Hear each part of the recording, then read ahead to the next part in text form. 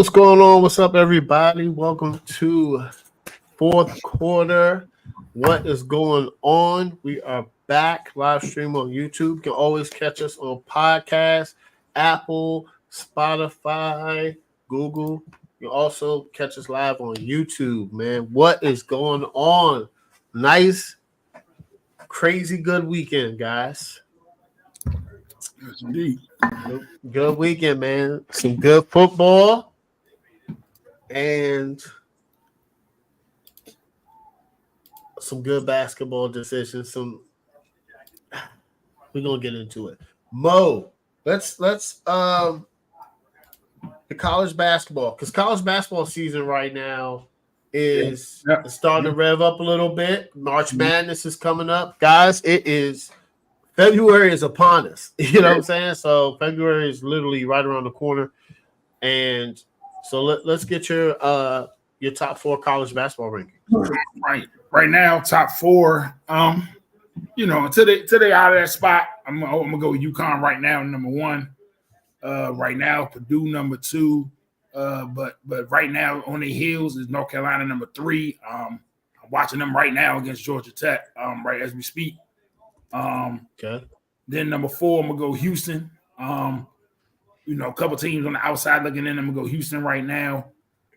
Big time matchup now. North Carolina's playing Georgia Tech, and then the big one with Duke is on Saturday. I'm definitely going. I don't think I'm gonna plans on Saturday. I think I'm staying here watch that. Definitely lock that in. Always. This is the time to do it, brother. Yeah, it's definitely on that Duke North Carolina game. Definitely love it. I always try to watch one of them. If I can watch both, I try to watch it, but I definitely always try to catch one. Yeah, I'm gonna catch it this weekend. I'm gonna watch it this weekend. Craig, hold on. Craig, I know where you'll be at Saturday, but let me ask you, how do you feel about North Carolina ranked in the top three? I mean, they deserve to be in the top three to where they're playing. They're undefeated in conference play. Yeah. They're what's better. I mean, obviously the team was they had the worst season I think in college basketball history, or at least one of the worst, because they were preseason ranked number one last year and they didn't even make the tournament. So yes, yeah. Go from that to what they are this year, their defense is a lot better. That's what's really been like the switch, I guess. Their defense is vastly improved compared to last year. They still get out and run, which has been a Carolina thing since forever. Yeah. They're more of a second half team, so even if they get down at halftime, the team always usually comes back. At least so far this season, they've for the most part they've came back in second half of their game. So I just know that when they're down, I just get discouraged. But I just realize it's still second half, and it's usually when they pick it up. They against Florida State, they were down the second half to start the second half, down by 5, and then I think they only gave up like 27 points or something like that in the second half. So, I mean, I like what the team is doing. They got a couple more, obviously Duke, and they got Duke twice. They got Miami on the road, NC State still, stuff like that. So they got some games left. But right now 9-0. Hopefully they don't get, I guess, because this could be a trap game coming up right tonight. Tech is not good. Yep. They're 9-10 or 9. Oh, that's Damon Stoudemire. Okay. Yeah, Damon Stoudemire. Yeah, he coaching that team now. 9-11. So hopefully they don't look past this team because they're supposed to win the game and we'll think about Duke. Because Duke had a game last night against Virginia Tech and they put them away when they needed to. So hopefully Carolina can do the same. Which they should be playing better right now. I mean, they're playing good right now so far. It looked like 2011. Yeah. Yeah, they gotta move on to the next one, and then that's what I mean. And then Duke on Saturday. I'm looking forward to it. There's actually a couple games I'm looking forward to this weekend. So I think it's like 4 matchups with teams in the top 10. Yeah. I think Houston playing somebody in their conference. Kansas. Houston's had built a good program. Houston playing Kansas. Kentucky's playing Tennessee, and Sunday is Purdue and Wisconsin. So I mean, you got 4 top 10 matchups. Man, I was looking at the Instagram clip. It was driving me crazy because the guy was like, And he was like, I'm picking Purdue to win it all. And I was like, what? I can't do it. Only thing about it is, only thing about it is not to make the Final Four, and this be the year they make the Final Four. Yeah, I'm not doing it. I'm not doing it. The way that Virginia lost to a 16, and then the next year they came back and won the whole thing. So Purdue lost to a 16 last year. It's possible that they can come back and win the whole thing this year. It's just hard. I don't know. It's hard for me to pick them and like Arizona, and I'm not picking Duke. So certain teams I just won't pick. Carolina I might pick Carolina. That year y'all went to the Elite Eight. Was that year? They went to the championship game a couple years ago. Right? They should have won that game. Y'all should have won that game. Yes, I picked y'all to win by 3 points. Yes, and I picked y'all to win the game. That's when the Blue Bloods was there. That's when but that was a good. I think I picked y'all to go far that year. If y'all get in the tournament, I'm gonna pick y'all to win. Who did Kansas? I don't know. I can't remember who Kansas played. Y'all do for a championship, bro. Y'all do. And Kansas beat somebody, and then Carolina ended up losing to Kansas. Y'all do for a championship, man. There's a lot of teams. I feel it. Yeah, I feel it. Duke is due for a championship. When the last time Duke won? 2016, I think. Yeah. Dang. Or was it 2018? I think it was 2016. Was that who? Tatum? Who's no? Who's balled that year? Who was? I'm about to look at the roster right now. On top of my head, I just 2016, right? I think it was 2016. Yeah, Jason Tatum was on that joint. It was 2015. It was 2015 because Villanova won in 2016. They beat Carolina. Okay. And then Carolina came back the next year, and Carolina beat Gonzaga. Yep. So they had Quinn Cook, Grayson Allen. Won again. Oh, they had Okafor. Okay. In 2019. I ain't mad. They had Tyus Jones. They was loaded.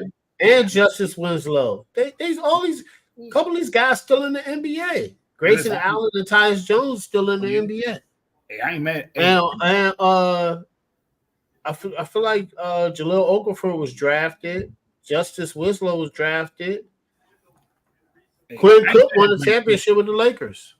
Yeah. Okay, I see it. Okay. Hey, I ain't mad at him playing the Senior Bowl. I know some people like he crazy playing the Senior Bowl, but I get why he playing the Senior Bowl. Penix.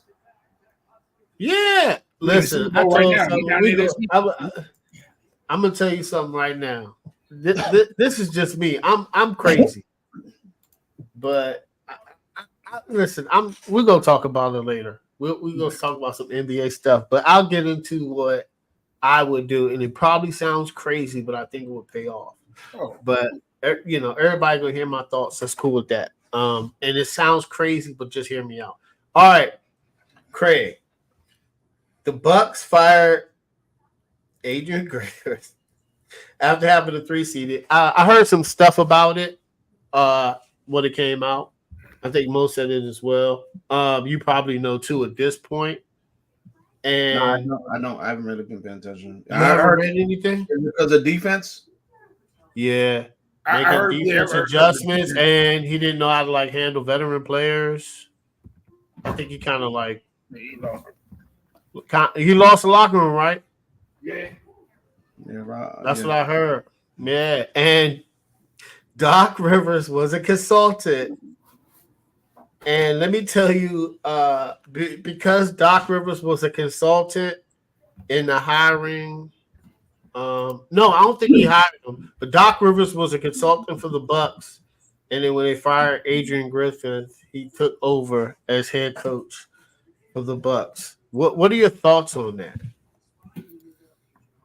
I mean, if Griffin wasn't qualified to be the coach or wasn't doing whatever needed to be done, if he lost the locker room, then I think he needed to go.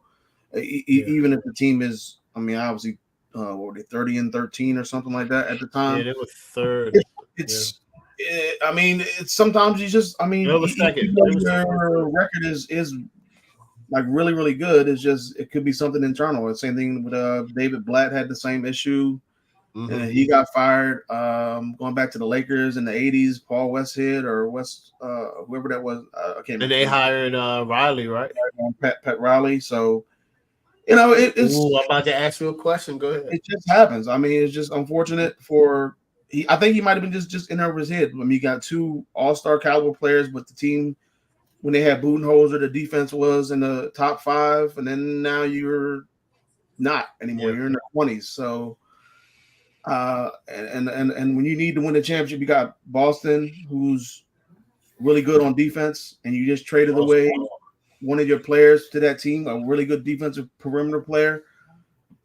I mean, and you see Boston's defense is still really good. And someone say he might be the best in the league. NBA players say he's not the best, but he's one of the best perimeter defenders. I think he is one of the best defenders. Probably not. Probably one of the best. He's really good. You just got not the best, but he's up there. I don't know how they're going to beat with that coach. I don't know how they would beat Denver and possibly like a team like Phoenix who can score. Philly. I don't know how they would be able to contend with some of these teams when their defense playing like that. So I think it was the right move. I thought something internal happened. I thought it was like the Udoka thing again. But then after everything came out, said he wasn't doing a good enough job on defense in the locker room. He lost the locker room, so gotta go. They said Giannis. They will practice. So NBA players, we have to understand this. Sometimes when you become a superstar, you start becoming a little demanding. Listen, it happens. You know what I'm saying? Like Giannis has a lot of power. I heard Giannis. They were practicing hard. It was right after the game, and Griffin didn't give him the day off and was like practice. And Giannis had an issue, and then the defense adjustments and assignments. And, once Giannis is the leader of the team. So, I don't know if people are like peeping it, but I mean, it's obvious now that Giannis has a lot of power. He has a lot of power. He delivered it. They only won 2 championships in history. They haven't won nothing. Yeah, that's what I'm saying. Like 40 years. So he pretty much is like he owns the city. They want to keep him. There's no football team. I mean, I guess there's it's a Milwaukee. Packers. No, they're not the same place. Packers and Milwaukee. I mean, no. I can understand it. And there's no. Don't they have a hockey team? No, they got the baseball team. They got a baseball team. Okay. Yeah, but I mean, so the Bucks are like the talk of the town for the most part in Milwaukee. So he delivered a championship, I think, and he's a 2-time MVP and he's a Finals MVP. So I think Giannis has a powerful voice in that town. So and he just got paid all this money, and like you don't want him to be uncomfortable or be upset when he's the franchise player. So you got to I mean, maybe the ownership probably might not want to do it. I don't know how they feel about it, but sometimes you got to. The players have a lot of power. It's easy to fire. You got a lot of power. Easy to fire one guy, a coach, versus firing 5 or 10 players on your team. Or trading a player. Yeah, you're not trading Giannis, man. I mean, you got 2 All-Stars, 2. Even though I don't think Dame should have been a starter, but you got 2 All-Stars, and. I mean, one's a MVP candidate again, and it's so much easier just to get rid of a coach and bring in somebody else that hopefully that they respect and they can get. Then the coach can get a lot out of that. And plus, I mean, he's a former champion. Even though he hasn't really had success recently, but I don't know how that's going to go. But we'll see what happens with Doc Rivers there. I mean, this might his first game, even though it was against a tough Denver squad. He's had a lot of good teams, though, bro. He's had a lot of good players. I'll give him that. He's a lot of good players. A lot of good players. He has double. Matter of fact, I think he has the most coach that was in that NBA 75 when they did the All-Star thing with the. I think he had like 10 or 11. I think he had like 10 or 11 that he coached that was on that. Because remember he coached Lob City with Chris Paul. Hey, Yeah. Paul Pierce. He coached KG, Paul Pierce. Yep, and Paul Pierce. Yep, the Celtics. Right. Yeah, he coached the Clippers. He coached Kawhi and Paul. Yeah. Right? Yep. Ray Allen's on top 75. I think he was at the ceremony. Yeah. He coached Ray. Yeah. Okay. Yep, he coached Ray Allen. Yep. He coached Embiid, Harden. I'm just saying, he coached a lot of great players. If he didn't coach those great players, I'd be like, oh, he's coaching some great players. But I'm like, Giannis is on top, and Giannis and Dame on top 75 too. He hasn't. Of course, he hasn't won a final since the Boston thing. But he's had coaches wish they had those teams, man. That's all I'm saying. Or the opportunities. He lost what? Five straight game sevens? What, he's lost like 7 straight game sevens or something crazy? Yeah. Come on. Yeah. Come on, man. Yeah. And his players don't look prepared. Gilbert Arenas was pissed. He went off, man. I was watching his podcast and he was like, sometimes it's him, Kenyon Martin, Isaiah Host, and Lexi Brown, Brandon Jennings, and Rashad McCants. It's just cool. You know, it's cool hearing from basketball players. But Gilbert Arenas is like, he won a championship in 2008, but y'all keep giving this man chances. Yeah. He said he keeps failing. He said he won one championship with KG and them. Then he said he had Lob City. Remember that? That's how I got it from. I said, oh, I forgot he was coach of Lob City. Yeah, he was. Then he was coach of the Clippers, the 76ers. I'm like, oh, wow. I forgot. Like, I don't know, man. But I heard this today. The positive thing that is that they got a hard schedule coming up. And Doc, because you said that last time, Craig, I believe, they have a hard schedule coming up. Oh, you're on mute. My bad. You said that last week, right? They had a hard schedule, right? Yeah, they still. I mean, last week they had the hardest, according to this website. The easy schedule in the front end. I think Craig said they had the easy schedule in the front end. So now they got the hardest front end. Yeah, they got the hardest schedule. But I will give Doc. Doc is a great regular season coach, and he'll right the ship. You know what I'm saying? That's one thing I'll say about him. He's gonna at least get them to the playoffs. Maybe they thought Griffin, it wasn't. He just was making wrong decisions. And they were like, we're not even going to survive this hard. You know what I'm saying? Like, I'm not going to survive this hard season. So I think Doc will kind of steady it, though. You know what I'm saying? He does do that. Players respect him. Players love him. Some players don't, but most players I seen said they like him. Most players.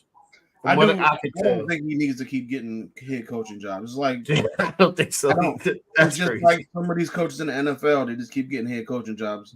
Sometimes you just got like Josh McDaniels. Until you like he has. I disagree. I'm glad he ain't getting no job on this. I'm surprised Brandon Staley getting. I don't agree with Gilbert a lot, but I do agree with him on this. Like this, Doc Rivers, right? He said Gilbert's like it's crazy. But I mean, so it's crazy. I get it. He's very well respected, but come on, man. Yeah, I mean, for what was left in the midst of what's already there, when they make a move like this, with what was left, it was like they had no choice because if you're going to fire a dude who had you 17 games over 500, second in the East, you had to get a coach who got a championship type experience. Like, and this is what lends me to say. Honestly, to me, I feel like, and we said this a couple times already, it's a player-driven league. I feel like Giannis and Lillard went to management and said something about dude. It's no way. Yes. I wholeheartedly believe that. There's no way they made this decision on their own. There's no way they just sat back. Giannis, yes. Because if you really felt this way, you should have been made that decision. Why are you waiting for you to be 30 what? What it was at the time? What it was 33 is what? 33 and 13. 30 and 13. 30 and 13. 30 and 13. Right? Come on, you waited. So you wait. So if you sat back and really felt something was wrong, You wait till we 40 games into 43 games of the season, it was crazy. 17 games over 500 to finally say, "Oh, he ain't good enough to win us a championship." Man, them players went to that man. Crazy. Man. There's no way you yes. alone. Them players ain't no way you. I wish that GM and owner would come out and say, "Oh, it's hard decision alone." No, it wasn't. No, it was Giannis. Giannis got Dame there. Giannis went to God and said, "Listen, we can't. We don't feel like the defense adjustments. We don't feel like we can win with this dude." I don't know, man. Giannis came out and said, I don't know if he came out and said it, but Giannis said that the firing caught him by surprise. Oh, yeah, okay. I mean, of course you can say that, though. Sometimes you start. Of course, he ain't a liar, though. He ain't a liar. I don't know, man. He could have complained, but Giannis ain't a liar, though, Mo. He just honest, dude. I give him that. I don't know. There's no way you're going to tell me ownership and GM made that on their own. I think he's lying. That's just me. I think he's lying. You think Giannis lying? I do. I don't think. Giannis don't be that guy. He had to have a decision. He had to have a decision. I think Giannis has too much pull in that. He has Matt. His brothers play they suck. Come on. He has the brothers on the roster, dog. They suck. There's people in the G League that deserve them roster spots, bro. You know that. Y'all know that. Y'all know that. His brother getting NBA is sitting on the NBA bench. Right. He's not even a good player. It's players in the G League that are better than him. He's taking up the NBA roster spot. So come on, everybody sees it. Do you think listen, before they fired the coach, he got Dame there. You don't remember that? He was like, hey, he said, I'm not signing my extension. You know, I don't know what the franchise is doing. The next couple days they got Dame. I get it. So watch then he signs his extension. We know Giannis is pulling these strings, man. He's pulling them. This is where he got a lot of power. So James, this is where I would say I feel like they said something. I understand. Like Doc Rivers was the only dude there. Doc Rivers was the only dude there. He was consultant. That's crazy. And he was a consultant. So my thing he was a consultant for Philly. That's how I got the Philly job. So here's my problem though. This is where I feel like they said something. You sat there. The defense ain't like the defense just went through a rough patch. The defense been bad all year long. Now all of a sudden you 40 something games, you fire this man all of a sudden, and then I get it. But this is where I feel like Giannis and them said something. If you really felt like the team was good, right? But this is where I felt like it was Giannis and them. Yeah. Giannis was still on the roster, right? Yeah. Doc Rivers wasn't even in the final three of the head coaching search. Their last three was Adrian Griffin, Ken Atkinson, and Nick Nurse. Doc Rivers wasn't even in the final. I like Nick Nurse. So my thing is for Doc Rivers not even to be in the final three, and then now you fire dude, and now Doc Rivers come there. This is why I feel like the players said something. The GM and owner didn't make this decision on their own. Because if you saying the players is like get Doc. Right, you would hire Doc Rivers from the jump. Doc Rivers was still out there. It was not like it was a bidding war. Doc Rivers' name was floated out there, but all the hires still already happened before you hired Adrian Griffin. So Doc Rivers was still out there. So for you to make this move, it just shows me like players said something. The owners and GM didn't make this move. I thought that Griffin was a good hire, but I thought it was. I guess we all said it was, right? Right? I'm not tripping. I like the hire. It is, but I guess they feel like it's not for them. Because Giannis signed off on him, right? Because he did. Giannis signed off on him. You know what? I'm going to say this. Milwaukee bringing in a Lillard is the same as what I just said with y'all, I think 2 weeks ago about Miami. When you bring in a dude like Tyreek Hill, that is not just a playoff victory type of move. That's not just, let's get the division. Yeah, that's what bringing in that is a championship type of move. Because that's good of a talent they are. You know, Tyreek Hill is a Super Bowl winning type of talent. And when you bring that in, just keep getting bounced out of the first round. We'll get to that later. But I think he up for the chopping block. I think he up for the hot seat. Now they keep going. I think he up for the hot seat. Because how many times you keep going, Miami coach. And we're gonna go about that sooner or later. Oh my gosh. God. Think about it. James, you bring in a talent like that, how many more times you gonna get put out of the first round? How many more years you gonna get the playoffs and get put out of the first round before you get on? Listen. Well, all right, we're gonna get to that, man. We know how you are, man. You got I ain't mad at you. I'm not mad at you. All right. So we're gonna pick. So because the NBA season is starting, and you know what? We might talk about some UFL, man. I don't know. We're gonna talk about. We might. We're gonna see how we feel. I'm definitely gonna watch the season this spring. Maybe we can go to a game or something, man. I feel like they're exciting. What do they play? Craig, have you been to a game? No. They was promoting. Do they play at Audi Field? Yeah, Audi Field. Yeah. I seen the go. USFL website. They was promoting. It was like get your tickets. I think you got to go on like the website and then press DC Defenders or something, and then look at the tickets. I wouldn't mind going to. Yeah. They ain't gonna hit heads. I know they're not gonna hit heads. They're not. You think they are? Because they did better. Oh, because they did. How much are the tickets? How much are the tickets? They were last time I saw them. They were in the hundreds. I mean, it's not like crazy, like obviously, Commanders or nothing like that. But when I looked at it, I thought the tickets were too high for a team. Yeah, I'm trying to pay like 50. No, I didn't see no $50. 30 to 50. You know what I'm saying? Like not no 100. Especially if they went to the chip last year. I would do 25. I'd be boosted. So how much you think they should charge? Hold on, let me see. So these ain't bad now. These are 44, but like see, couple not bad. 194. Where is it located at? In DC. What's going on in life? Nah, but man, Nats joints don't. I don't know. Do Nats tickets be expensive? I don't know. See the Nats game, and I didn't. I don't think the Nats tickets be that expensive because people be going. That's gonna be packed. DC, I mean, you can Google it and check it out. But last time I saw it, some tickets were. Depends on the game, I guess. They didn't have any tickets for that for a good price last time I checked. But this was like a few weeks ago, so I don't know what it is like now. But when I go to, it might be. How you go to the website?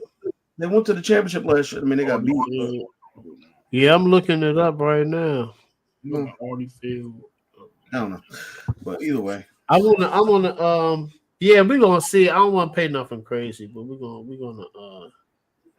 I want to go, man, to some spring football. You know, hopefully, you know, our NFL teams be playing in the winter. Anyway, yes, back to the NBA. Just because this is that time of year. I know we're not on the tangent about the UFL, but it is college basketball right now. North Carolina's playing Georgia Tech. They are winning, but we're going to shift to the NBA because the NFL only got one game, guys. I mean, we're going to talk about the draft, though. So right now we're gonna go through the first through the 10 of what teams you'll finish at the end of this NBA season. What are we talking? April? All right. Craig, for the East, who you have in your top 10? As of now, I got Boston 1, Milwaukee 2. I got Philly 3, but I mean between 3, 4, and 5, I'm real kind of iffy on it. But I got Philly. Ooh, okay. I got New York 4. Mm-hmm. Both teams got not crazy, but both teams got injuries to star players at this point. But I'm not sure how it's going to go. But I got New York 4. I got Cleveland 5. I got Orlando 6. They got coming down. Okay. Mostly, and they okay. I got Indiana 7. I got Miami 8. Okay. Chicago 9, and I got Atlanta 10. I'm not okay. I think that Miami trade, everybody was getting hyped for it because they got Rozier. So far, it hasn't really worked out. No, I mean I'm not a big fan. It's gonna be more. It's gonna be more trades. It's gonna be more trades. Mo, who you have first through 10 for the? I got Celtics 1. Boston. Celtics 1. Bucks 2. I go Philly 3. I might go Cavs right now with Randall's injury. I might go Cavs 4. Knicks 5. Patriots 6. That's a young squad. I think that's gonna be a dangerous. Well, if they get a 4-5 or 6-3 matchup, that's gonna be dangerous. Like I feel like they're young, and that the trade they made, I think that's gonna be I think that's gonna be dangerous. I'm gonna go Magic 7. I like the Magic, man. I like their young team. They're moving. I'm gonna go Heat 8. I'll go Bulls 9. I'm gonna go Atlanta 10, but listen, I always support people coming back. And if he can stay healthy and his mind's right, because I heard he was going through some stuff. Ben Simmons came back last night and had a pretty solid game, but let's see if he stayed there. So I don't know how long he's gonna last. He always surprises us, give us a good game or two, and then he be gone again. But hey, listen. I'm rooting for Whose team is he on now? He been in the league almost 10 years. He's on the Nets. He's on the Nets. He on the Nets. He missed 38 games with a back injury. He came back last night and almost had a triple-double. I don't know. I know he had double-digit rebounds and double-digit assists. I don't know if he had. Yeah, they saying he day-to-day. Yeah. They saying he day-to-day now. Oh, man. He just played last night. Break. He just played. He played last night and missed 38 games. He got left knee contusion. Lord have mercy. He just played. He played last night. That was the first game back. Yeah, that's crazy. I'm looking at the roster because I was like, I know Ben Simmons played for the Nets. I'm looking at the roster. I'm like, day-to-day. He just played last night. And that was his first game back. I just watched highlights of him. Lord have mercy. Man, I hope he all right, man. What's your top 10, James? I ain't never seen a drop off like that before in my life. Never. All right, so I mean, like everybody's going to agree with the same top 3. You know, Celtics number 1, Bucks number 2, 76ers number 3. I kind of agree with Mo. I think I have Cleveland at number 4 and then Knicks at number 5. I think they're going to drop off, but not drop off. And I think that Pacers trade with Piazza Siakam is kind of better than the Rozier trade. I think the Pacers stay at 6. I think they surprise people when they stay at 6, and these are that's one of those teams that Philly better be careful of. You know what I'm saying? And don't let the Bucks get them. They already beat the Bucks. Anyway, number 7, I got Orlando Magic, man. With my man Banchero, I know he went to. No, you don't like him because he went to Duke. Then I got the Miami Heat in the 8th seed. I got Chicago the 9th seed, and I got the Hawks in the 10th seed. So those are my top 10, man. So it's gonna be some young teams in the playoffs, man. I love it. All right, Craig, what's your Western Conference top 10?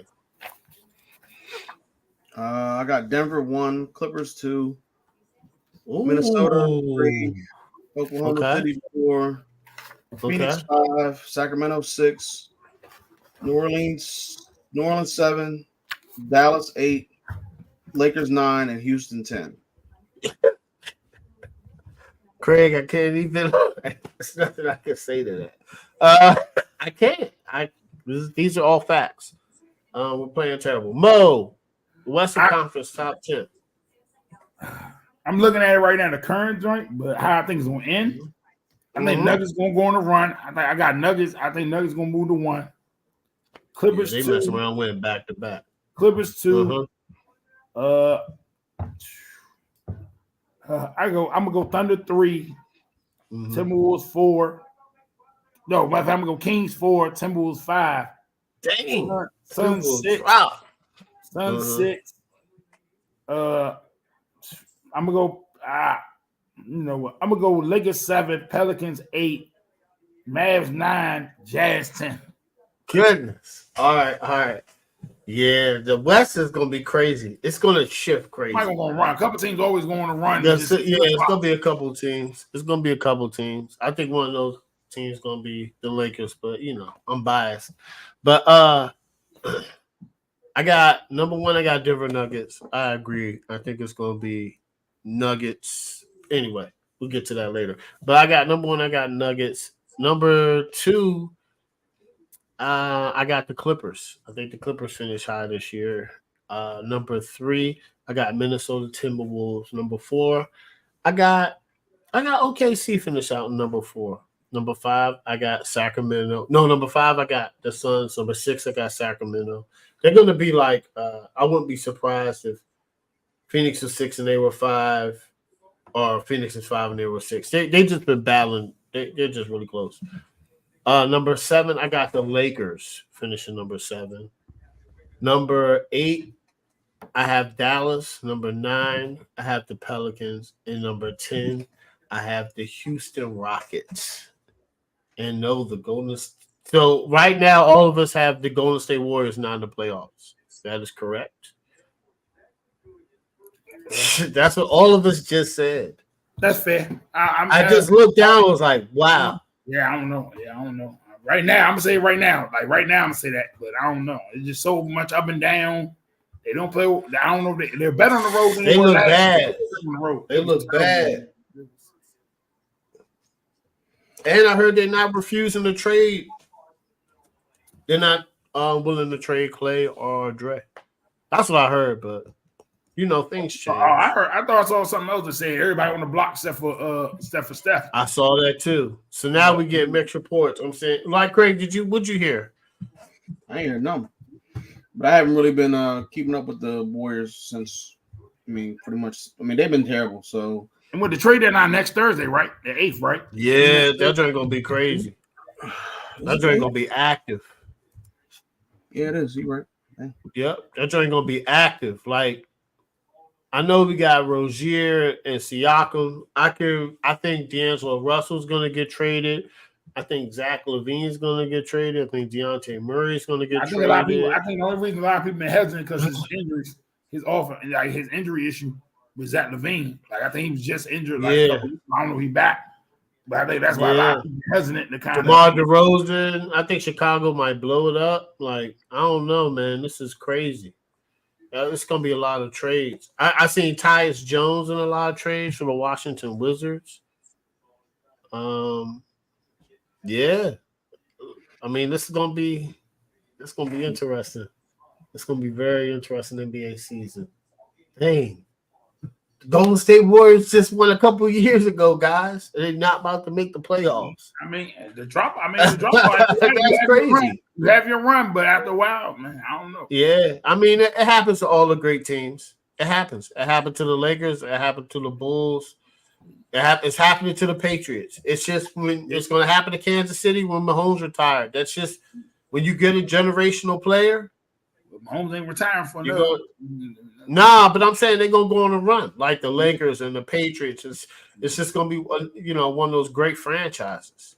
Mm-hmm. You know what I'm saying? Like San Francisco, like Pittsburgh. It's just they got a generational player and they're gonna just be in the Super Bowl for the next 10, 15 years. We just gonna see Kansas City 10 to 15 years. We're gonna see them on all the commercials.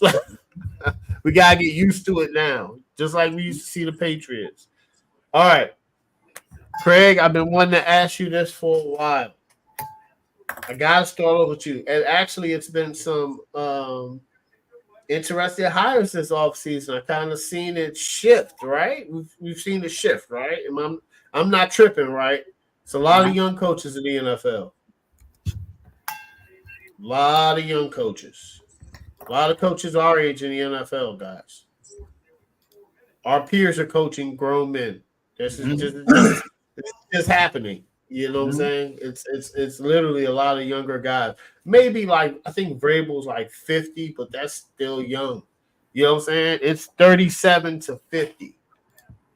They're coaching. These are people we know. You know what I'm saying? These are people that are cousins or family members that are probably cousins, right? That are close in age. Like, oh snap, you're coaching the NFL team. But and I said this I do want to hear your thoughts on this. The Panthers hired Bucs offensive coordinator Dave Canales. What are your thoughts on the hire? Do you like it? Did you see it coming? Was he one of your first choices?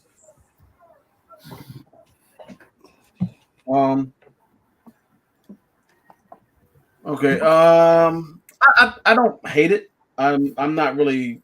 I think one of my first choices. I think obviously I said Frank Smith, but then I didn't really notice because I mean even though I watched him, I didn't know that he wasn't calling plays, so that kind of took him off my list. He wasn't really calling. He was kind of like Eric Bieniemy. So Frank Smith doesn't call the plays. No, McDaniel calls the plays. Oh, Mike McDaniels. So that kind of took me off. Obviously Ben Johnson, but Ben Johnson obviously didn't. He didn't want to. I mean, he was still playing. He was still coaching. So I figured the Panthers were going to try to hire somebody quick, and I guess they didn't want to wait. Well, not only Ben Johnson would have took the Panthers job anyway. But those were my top two. Canellis was up there as well. I think he was like, I don't know, I had him in my top four. Yeah, I was about to say he might have been your third one. Nah, my third one was Slowick, but he's going back to the Texans. The more I look at it, I don't mind it because he has ties with Morgan, who they hired for the GM. They both were in Seattle at the time. He did a really good job with Geno, and Geno had his best year under him when he was a quarterback coach. Last year, he did a really good job with Baker, being probably his second best season, maybe his best season overall. He did a really good job with Baker, and a lot of people thought Baker was done, and he resurrected him. Obviously, they had better wide receivers in those situations versus currently in Carolina, so they got to figure that part out. I thought the offensive lines were better compared to what Carolina's had to deal with. So they got to figure that out. They got to figure some things out. Maybe try to utilize some of the running backs like he was able to do with White, the running back from Tampa Bay. They have two running backs with Sanders and Hubbard, so they got to figure it out. Obviously, the number one priority, though, is Bryce Young. How's he going to fix him or resurrect his career? Because he's not looking like the number one overall pick. But I don't mind it. I mean, I don't hate it. I just want to see what's going to happen. I don't think Carolina had too many options. I mean, even though they interviewed a bunch of people, I just don't think a lot of people really did it. So, especially when you got to deal with the owner the way he likes to meddle and not keep coaches around, and got to figure that out. Knowing that you got probably a short leash, especially with this quarterback situation. But excuse me, I think if they can get the quarterback situation going, they can get the offensive line situated, which it hasn't been good in years, and if they can get some wide receiver help, or at least utilize some of the guys that's on the roster like Mingo and Marshall a little bit more and figure out what you got with those two guys, then maybe in a few years they'll be contending to win the weak division. I mean, who knows how the division's going in years, but God damn it. Georgia Tech is, I mean, I don't know what's Carolina, whatever. Yeah. We'll see what happens, man, going forward. But I don't hate it. I do like it better than I did Frank Reich. I didn't like the Frank Reich hire at all last year. Yeah, you did. You did complain about that. And I wanted somebody younger, but and it didn't work out, obviously. But hopefully this works out. We'll see going forward what happens, and I'm just glad they got a coach in place right now, so that way they can try to figure out free agents and then obviously get ready for the draft, which they don't have a first round pick. So. Oh, you almost hit that. Mo, what do you think about the Panthers head coach hire? I mean, it's interesting when you snatch somebody in your division. So it's interesting. I know they interviewed a couple people, so I'm guessing those people told them that they're not, interested anymore. They're good on the hire.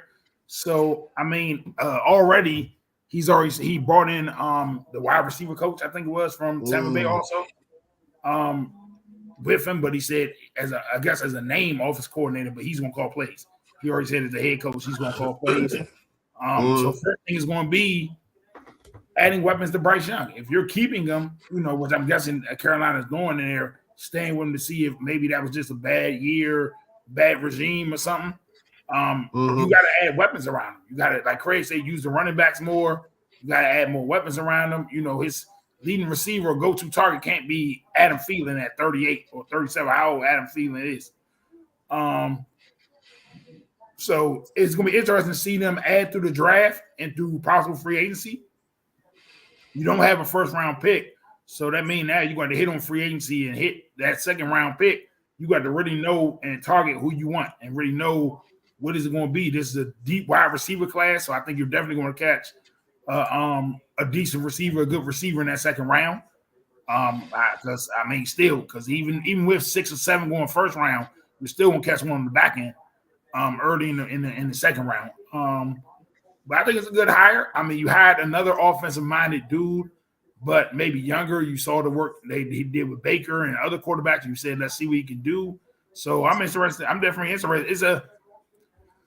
It's an easy division. It's not a hard division. So it's not like it's a come in here, oh, my God, looking at the division type of move. So it's like, what can – if you put in the work and you get the players, it's a division that can be had. You got to look at it like Tampa just won it at 9 wins. So it's not like it's a hard division you're about to just jump into. So it's going to be interesting to see. I like it, man. Like I said, man, it's a lot of young head coaches. I think that what he did with Baker Mayfield is phenomenal. And what I'm starting to understand and notice, Craig, is these young NFL coaches, they're innovative. And I think the players relate with them more for some reason because they're good coaches. Like this isn't they're not going anywhere. Young NFL head coaches aren't going anywhere. Like the people that got hired, all the players all the coaches that got hired, Raheem Morris, is it David Canales? How do you pronounce his last name? Craig. The Panthers coach? Canales? Yeah. Canales. All right. Because I was saying it wrong. All right. Dave Canales, young. Raheem Morris, young. Antonio Pierce, young. Jared Mayo, young. Brian Callahan, young. Only old head coach is Jim Harbaugh, and he's considered a great coach. So he got to chose the Chargers. But all those head coaches are young. And I think the Seahawks and the Commanders are going to hire young too. I think we're just starting to see a little shift, and it's just going to be very interesting to see how it ends up. And I like the hire, man. We're going to get to the Commanders later, but I want Commanders to hire young. You can't go wrong with, like, guys, like, all right, listen. Nobody is beating Andy Reid, Patrick Mahomes, and then you have your old school coaches like Harbaugh, right? Andy Reid, golly. Tomlin, but everybody else is young, offensive-minded head coaches or linebackers or cornerbacks, former players that are defensive-minded head coaches, But I loved it. Bo, what's your thoughts on the Chargers and Jim Harbaugh? I think home run pick. I think home run hit, man. They went after it. They knew what they was doing. I think they really felt like we had to make this move. I like it. I love it. Herbert seen something that he's met with Herbert already, and was starstruck over Herbert. Like already like, man, I can't wait to work with him. You have 2 wide receivers. I want to say Keenan Allen might be a free agent or in the last year of his deal. So it's going to be interesting, they're a solid offensive line. You might need to add something else, but a solid offensive line. You got Eckler as a running back. Knowing Harbaugh, he's probably definitely going to add another one through free agency. They had that kind of 2-back movement. And I think he's going to be the guy that bring in and motivate that defense. And also, I think he's already brought in his defense coordinator from Michigan, I think, to be the D coordinator. I think he did bring him in already. I don't know if that was official or not. But I think he did bring in his defense coordinator that was at Michigan. So I want to see him be able to motivate that young talent they already have. When you have, we have a Bosa, when you have a Khalil Mack, when you have Darwin James in the secondary, and bringing other people. You drafted a corner that's young. I want to see them, improve. And I think Harbaugh's going to motivate them. He's going to be able to come in and tell them, like, look at, like, I've seen other people turn around, seen other organizations turn around. Why can't we? You know what I'm saying? And I think he'll even look and use the Lions kind of as an example to be like, look, you went from 3-13. They went from 3-13 to almost at the Super Bowl. So it's like, why can't we get better? And because it's not like the Chargers are a crapshoot as far as talent. They got probably the most talent as I've seen a head coach. They got a lot of talent. A long time. He got a lot of talent. He's been given the keys to a great talent there, and I think him already having that experience on both sides of the ball, and him already having that experience already, and then coming into it, I think. And then think about it, he's coming from the college game, dominating the college game, so he's going to have a already hand on who to draft, what to look for. Yep. So yep. I think it's going to be easy. It's going to be something. It's going to be amazing to see what he's going to do, man. I'm excited about that AFC West because of the pressure that's going to be on Peyton. The excitement. Peyton going to have pressure. Pierce there. Pressure. Pierce there.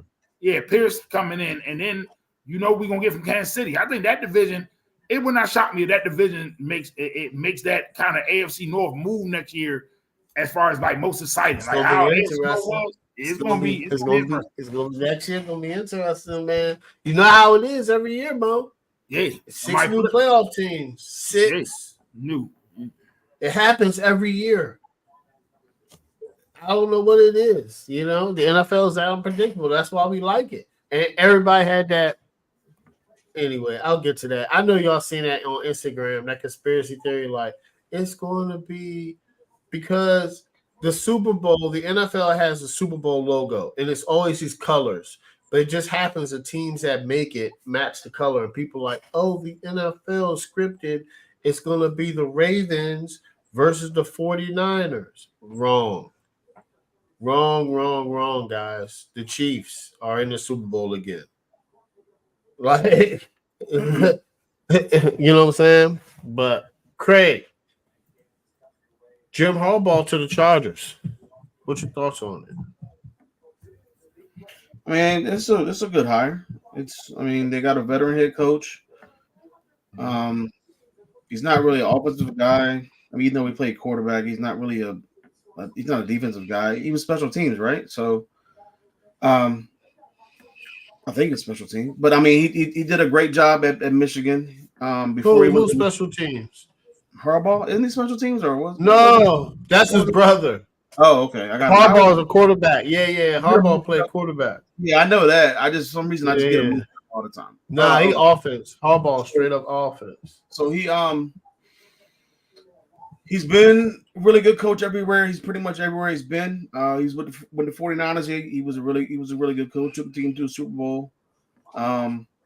Michigan, he did all he could do in Michigan and won a championship. I do think that the allegations, NCAA allegations, has something to do with him leaving. I don't know if he leaves. That's a good point. If he leaves, if he doesn't have these allegations, maybe he runs it back with Michigan. But especially with the whole conference realignment and everything like that, it's going to be even crazier next year. But I don't know. I do like the hire. I think anybody's pretty much better than Staley. I thought that was a horrible hire. He should have been gone a long time ago. Yeah. If they can just figure out, it's hard to figure out, but it's always key players for that team getting injured. Keenan Allen, Mike Williams, Austin Eckler. The defense hasn't lived up to whatever the defense is supposed to be living up to. And when he was at Michigan, obviously he's had really, it's college versus pros, but he's had really great defenses at Michigan. And San Francisco. Especially this last one. So I think he'll make the right hires for. I'm not sure if he's hired a defensive coordinator yet or anything like that. But I think he's gonna bring his guy from Michigan. I think he'll make the right hire there, and he'll get the defense playing. Yeah, they're gonna run the same defense the Ravens run. He'll have the defense playing a lot better than they've been playing because they have too much talent, at least name wise, to be playing defense like that and being the bottom half. Not even way farther down than the bottom half than in the league. So Herbert finally gets a really good coach. He gets an offensive coach, so that's going to help. It's just the talent around him. He has talent around him. It just doesn't work out all the time. And there's been so many high expectations for the Chargers. I think the expectations are going to be even higher now. just because of the coach and what he did at Michigan. But I'm looking forward to seeing what they can do because I've been high on the Chargers. I've been picking the Chargers last couple of years, or maybe not this past year, but the couple years before that. Everybody has, yes. Going to make some moves in the playoffs, and they just the first year they could have had a tie and made the playoffs. They didn't. And the second year they blew a 27. They regress every year. And then this year they had a lot of injuries, but even to Herbert. But I'm just looking forward to see what happens to this team next year because this team has too much talent not to be making the playoffs or pushing for like even going deep in the playoffs. So yeah, I like it. I think everybody knew at this point where he was going. I think it was the best job on the market. Listen, we don't know. We want to say we can do.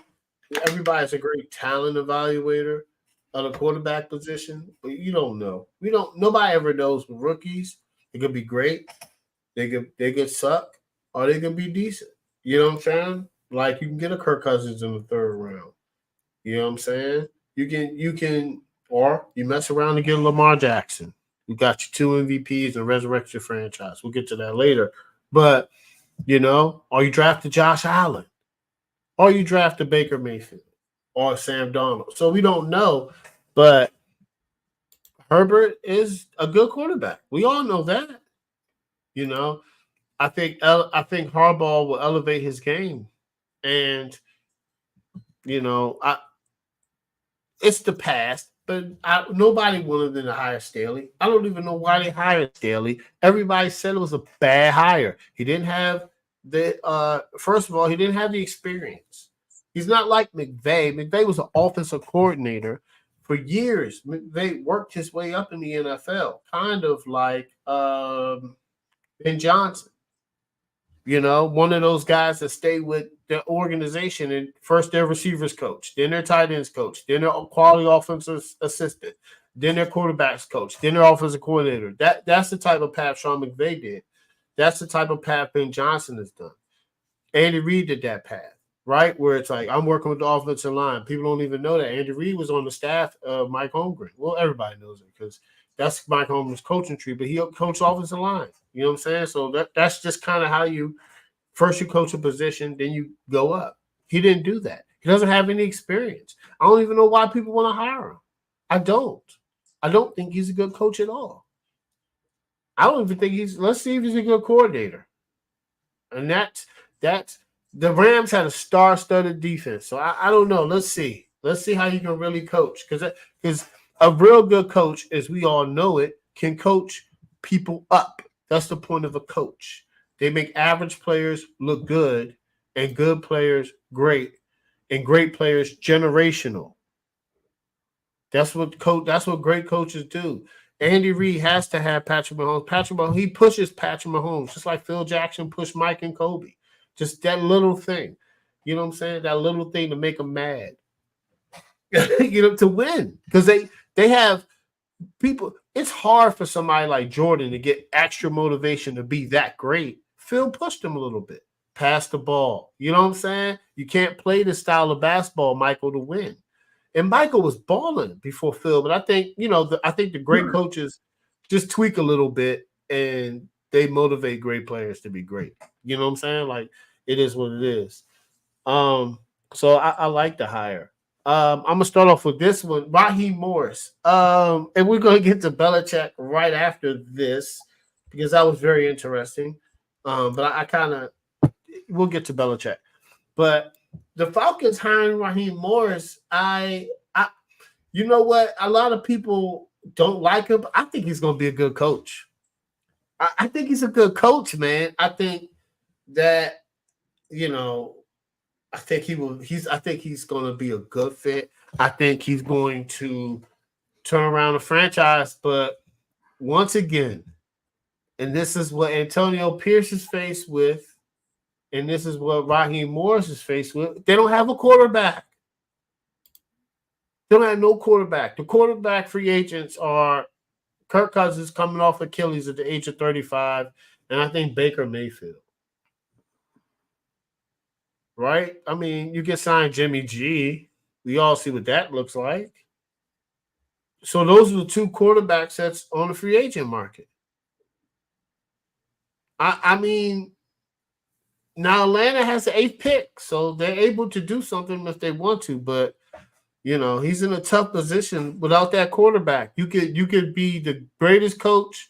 You could be like Mike Tomlin. You gotta have that quarterback, man. Are you gonna have mediocre teams who can't win in the playoffs? You gotta have the quarterback. So I like the Raheem Morris hire. I tell you one thing, he's gonna hire somebody off Sean McVay's staff. He already did. He hired the passing coordinator. This is one thing we know about Sean McVay. Raheem Morris is going to get everything out that offense as possible. If you have fantasy, draft everybody, all those Falcon players, draft them on offense. Watch what I tell you. Watch. They're gonna be good. That's just me. Mo, Raheem Morris, how do you like the hire? I definitely like the hire. I definitely I feel like he was given the best chance. I know he was an interim coach when they fired Dan Quinn. He went 4-7, 11 games before they hired Arthur Smith. So it's always interesting to see the same owner come back and bring a coach back. So I think he sees something in him that can bring an energy to a division that is winnable right away. I can easily see Raheem Morris coming in here and turning around and winning, the division first year at 8-9 wins. They won 7 games last year and they lost close games. You look at it, they lost a lot of close games. And like you said, I think that he's gonna find somebody to run that offense, get the best out of that offense, the best out of that talent. He gotta make a decision at quarterback. That's the first thing he gotta do. Is he gonna trade for Justin Fields? Is he gonna bring another veteran in here? Is he gonna trade Ritter? Is he gonna does he feel like he can bring in somebody that's going to get the best out of Ritter and Heineke? It's going to be interesting to see how he's going to handle that situation first. Mm-hmm. But the other pieces are there. The defense is there. You got the talent on the outside. Drake London. You got 2 backs in Algier and Algier and the running back they just drafted. Then you got Pitts. It's going to be interesting to see him be able to get the best out of all of them. So I'm definitely excited for him. I want to see him get to work and utilize that defense and bring some energy, to that team. And I think first thing he's going to do is, he's going to attack some of the defense pieces, but the first thing he got to do is really decide on what he wants to do with that quarterback situation. That's a tough one. Craig, this is a team that's in your division. What are your thoughts about it? Oh, why y'all tied? I mean, this is crazy. It's okay, I guess. I mean, I don't really see. I mean, he's a defensive minded coach, which they had an offensive minded coach the last couple of years. It hasn't worked out, so maybe they just want to go into a different direction. I agree with y'all. I think they need a quarterback. They need to figure that out going forward. I don't know if it's going to be in the draft or free agency, or they can trade for somebody like Justin Fields or whatever it is, because I think he's on the market. But he hasn't had a good track record as being a head coach. I think he did 3 years in Tampa. He had 1 winning season, and I think he finished like 17-31 or something like that. Then, like most said, he had the 11 games in Atlanta as the interim coach. So it hasn't been a successful run. I think this is probably going to be his last opportunity to be a head coach. Or at least, in my opinion, it should be if he doesn't do anything. But, I mean, he has a very winnable division. They could have won the division last year or this past season. They had a bunch of opportunities. I think they just ended off weak. And I just think they needed to hire, like you guys said, like a really good offensive-minded coordinator. So that way they can get – I mean, because they have – I ain't going to say they have – a lot of talent, but they have somebody at each position on offense, running back, tight end, wide receiver, that you should not be where they are or not getting enough out of those guys. I mean, Pitts really – I mean, I know Bijan, he was a rookie this year, but I mean, like you expect when you draft somebody that high, you kind of, at least for me, I mean, Gibbs had a better season than Bijan to me. Crazy. So and everybody was high, including myself, high on Bijan Robinson and yes, the Offensive Rookie of the Year and all this stuff. But he was outshined. So I hope that they figure something out for this team going forward. But I guess I'm mixed. I'm in the middle. I'm not saying they should have hired somebody off on the offensive side or whatever it is, but I'm just like I've seen it before. I guess like I haven't seen Ben Johnson. I haven't seen Slowick. I haven't seen Canellas, guys like that. I haven't seen it before. So I don't care. Hopefully they'll be horrible. Yeah, I mean that's what I'm looking for. I'm being honest. I'm kind of mixed with it. We'll see what happens though. Very interesting. Before we move on to Belichick, I want to talk about Ben Johnson headed back to Detroit.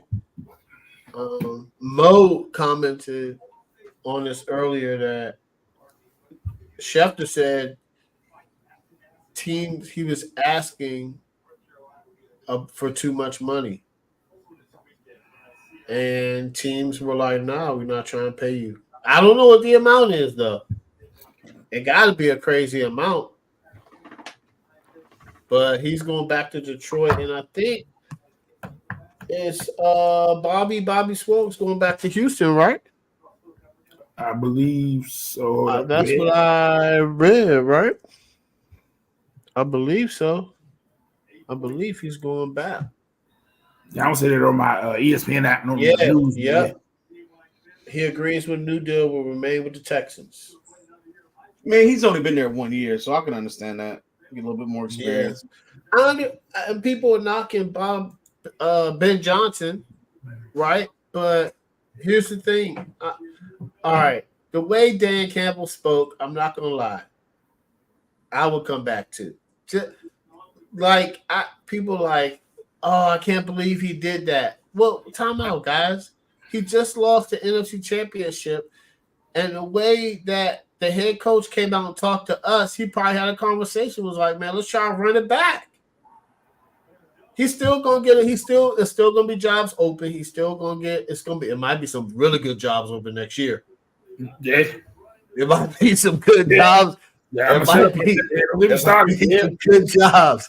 Buffalo might be up. Dallas might be up. Philly. They're all on 1 year well, I don't know McDermott's contract, but I know McCarthy's 1 year. McCarthy, yep. And I think Pittsburgh, Tomlin might be Tomlin. Yep. And Sirianni. Sirianni's on 1 year. He almost got plucked this year. Now Pittsburgh just hired an offense coordinator, but I don't want to go there. Lord have mercy.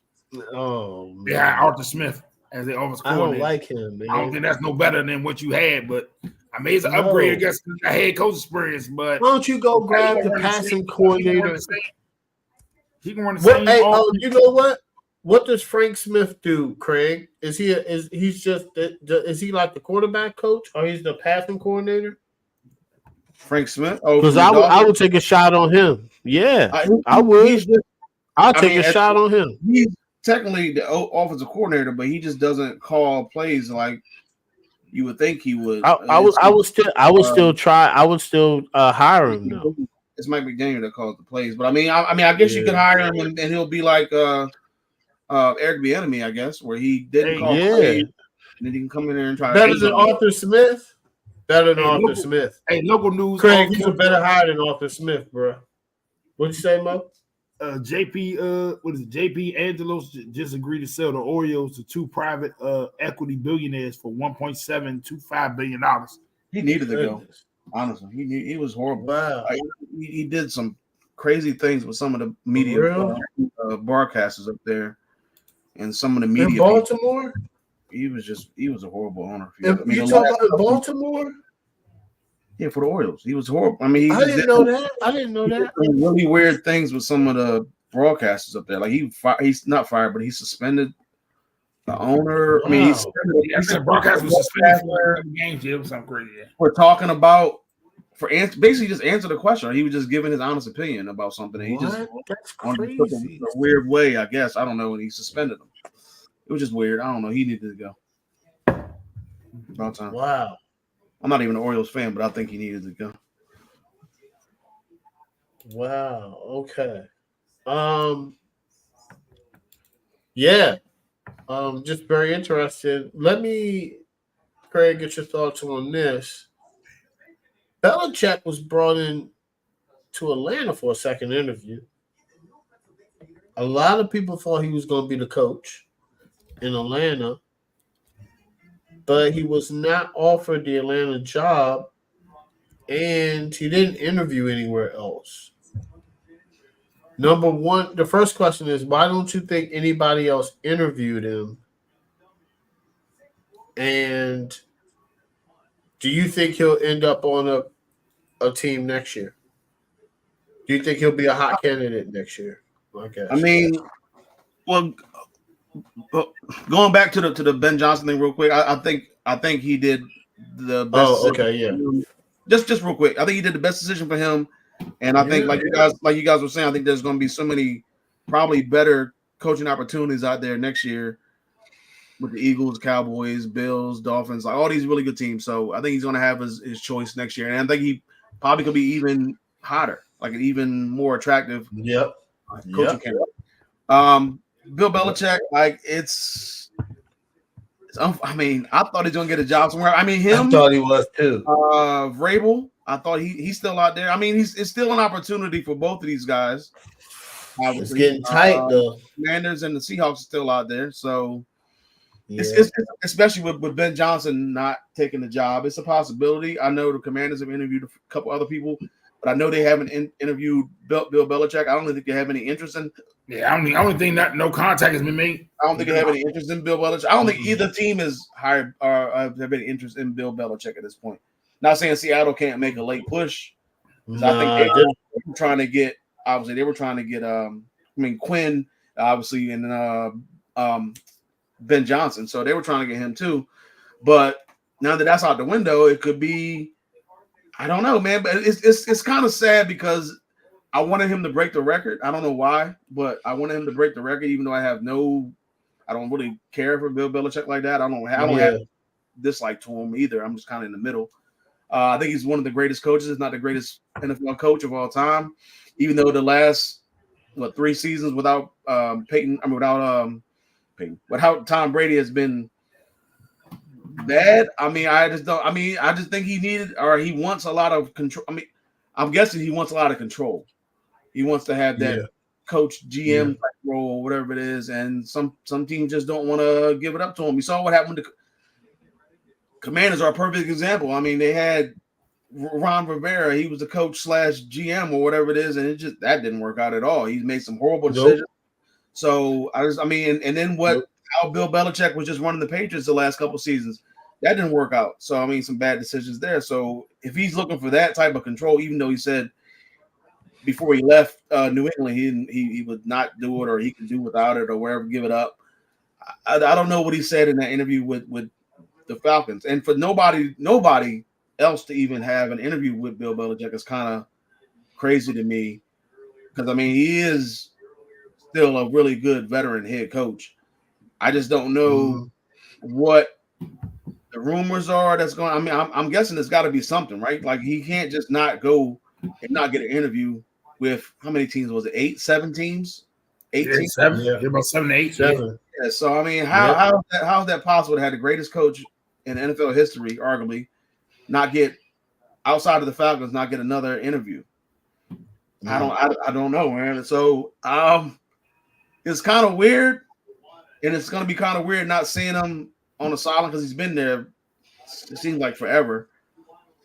So I don't know, man, because I don't think the Commanders hire him. I don't think the Seahawks hire him. So now we're looking at possibly next year. And I mean, and there has been the rumor out there with Andy Reid possibly stepping away. And if he does step away and then Bill Belichick is out there, I mean, why wouldn't you take a chance on hiring Bill Belichick? Yeah, especially with win now attitude. Yeah, and Mahomes. And the team is already built to win. The team is already built to win. The team is ready to contend for another couple of years. You got the best quarterback in the NFL on that team. You just need to get him a wide receiver or two. And the defense is just like it is. I mean, they got Chris Jones as a free agent, but you bring him back and then you make some other moves. I mean, Bill Belichick could be the coach for this team. So we'll see what happens. But man, Andy Reid ain't retiring, yo. I heard like Belichick. That's the rumor. I don't know if it's true or not. I think he's gonna be like Belichick. I think he's gonna be like Belichick. I get it, James. 65. When you older like that and you win, like sometimes he gonna be like Belichick. He gonna try to milk it. He gonna try to go to 70. I get what you saying. I wouldn't be surprised. I wouldn't be surprised either way because sometimes people win because you got to think about all the stress. I think he wants to be the. I think he wants 5 or 6 Super Bowls. I think he retires until like 70. I don't know. If he wins, he goes out on top. Then I mean, there's no. I mean, I think he wants. I think he's like. Listen, I think he's just like Belichick. I have a generational player quarterback, man, and I love doing this. And let's see how many we can win. Like, let's see. I think he's like, yo, if I could coach 5 or 6 more years, 7 more years, not only am I going to catch the coaching record for the wins, yeah, he's looking at all that. He's about to be a part of history. All right, watch, I'll tell you. He ain't going to retire. One thing people don't peep that has been a dream set for Andy Reid. People don't say this out loud, but their defense coordinator, him sticking around, not getting head coaching job offers. Andy loves it. Loves it. Like think about it. Loves it. Like people don't understand. He's a beast. If you outside of Chris Jones, who has he really had that we would say is elite all pro? He coached all of the young guys up. They have the second youngest defense in the NFL. He turned a second, third year corner out of Washington into an all pro. Mm-hmm. Outside of Chris Jones, who has he had that you could say is like an all pro type talent or player? Right? We said, oh, he'll do it. He's coordinator. Like who's he had? I mean, he had Honey Badger, but that was kind of like restructuring his career. Honey Badger ain't even on that team no more. I don't even know Honey Badger had to stand in the league. Nah, their team is deep. I'm about to bring it up. Their defense is deep. The Chiefs' defense is deep. And they young though. Everybody, I mean, outside Jones, I think everybody young. Like less than 4-year pro. I think everybody on that defense is like less than 4-year pro. They might be able to bring Jones back because everybody's young. They got Willie Gay. Nick Bolton is good. Ladarius Sneed is bomb. I think the other Trent McDuffie do like it was like second round, third round. Kalauskis. Yep, Kalauskis. Yep, he's a rusher. They got him for. These are all players they drafted. Mo was from the Tyreek trade. They're the balling right now. Yeah, they're from the Tyreek trade. They look like geniuses. This is why they're winning Super Bowls because Pat, you just gave Patrick Mahomes and Kelsey a defense. You gave Andy Reid a defense. This is ridiculous, you know. It's ridiculous. Hey, so let me I'll catch a question y'all right quick though. Where do we put Mahomes if he wins one more? If he wins this, here we go. I knew this was gonna come up. Where do we put him all time? Where do we? And he'll have 3 all time. 3 and 5, 3 and 6. This be his 3rd and 6th. I think. You know, every year he started, he hasn't played less in the least game he's ever played was the AFC Championship game. Yeah. I'm beyond his playoff numbers are crazy, bruh. Yeah, he got the second highest winning percentage. I think he's 14-3. I think he's 14-3 all time. It's crazy. Like 14-3. Like say he's played 17 playoff games, he's 14-3.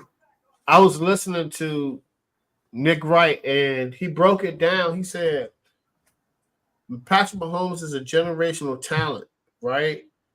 The other 3 players that raises their games in the playoffs are Michael Jordan, Shaq, and LeBron. Hey, I'll be back for I'm talking about. I'll be right back. Okay, this food.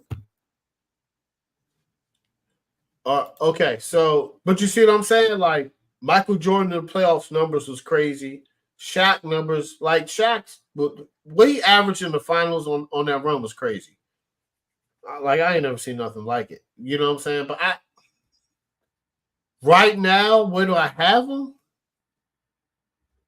Jeez. Okay, Tom Brady's number 1. Joe Montana. Peyton Manning. I got Patrick Mahomes. If Patrick Mahomes wins this one, though, he jumps Peyton.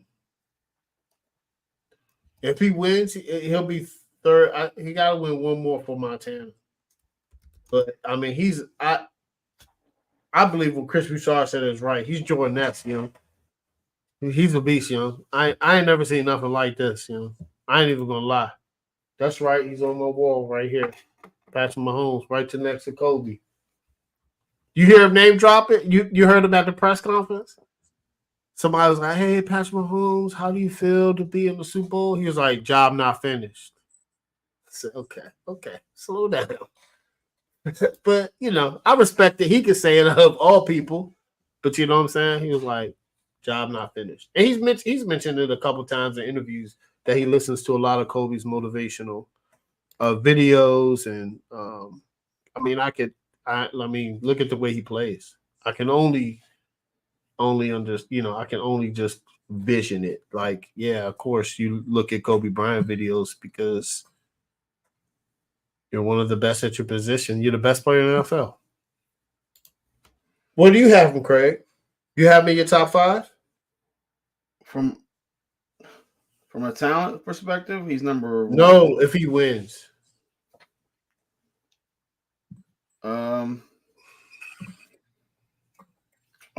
Probably put him at number 2 or 3 at this point. Yeah, I think he's a better quarterback than everybody I've ever seen. He's the best quarterback I've ever seen in my life. In terms of his total, he's still not finished yet. But in terms of his total resume, his numbers at this point are higher than Brady's. Crazy, crazy. I'll probably put him at, if he wins, I'll probably put him at probably like 2 or 3. Yeah, at this point. Obviously he went undefeated in the Super Bowl, but no.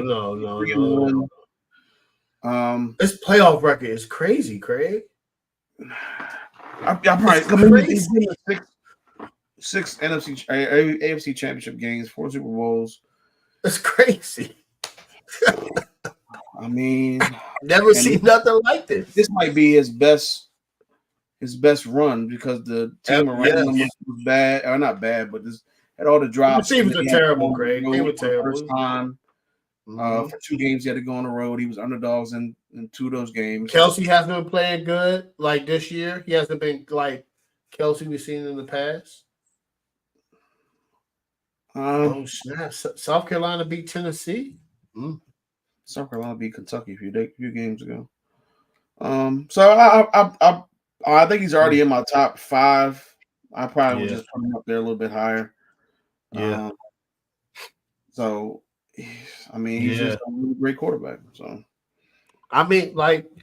we're gonna get I can't feel sorry for Lamar. It's like, yo, it sucks. It's just like going against Jordan, yo. It's like, yo, man, I went against Jordan. I lost. It's gonna be the same thing. Like, man, I went against, like, people say that all the time. Remember when LeBron went to the 8 straight finals? Paul George is like, man, I couldn't get past LeBron. A lot of people didn't get LeBron stopped saying with Steph Curry. They stopped a lot of people from getting to the finals and winning. You know what I'm saying? So he just owns the AFC right now.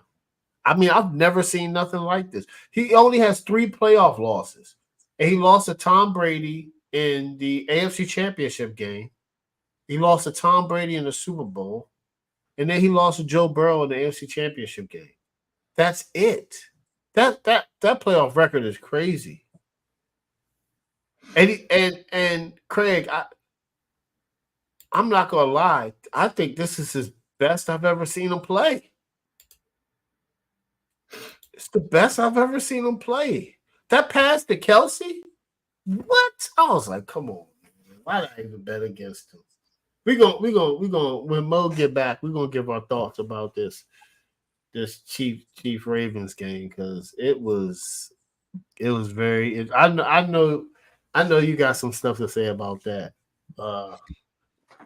Definitely, and I know you got something to say about the Lions and 49ers. I definitely can't wait to hear your thoughts about that because I got some thoughts about that. But next year will be interesting for Belichick. I'm surprised. You know what else? I'm surprised with Vrabel, just like you said. Vrabel too, but it might be the best for them because if Philly opens up, or Dallas opens up, or the Bills open up, I mean Miami could open up. I don't know. Yeah. But it could be some good jobs. Real good jobs. And listen, I mean, I can see. Oh yeah.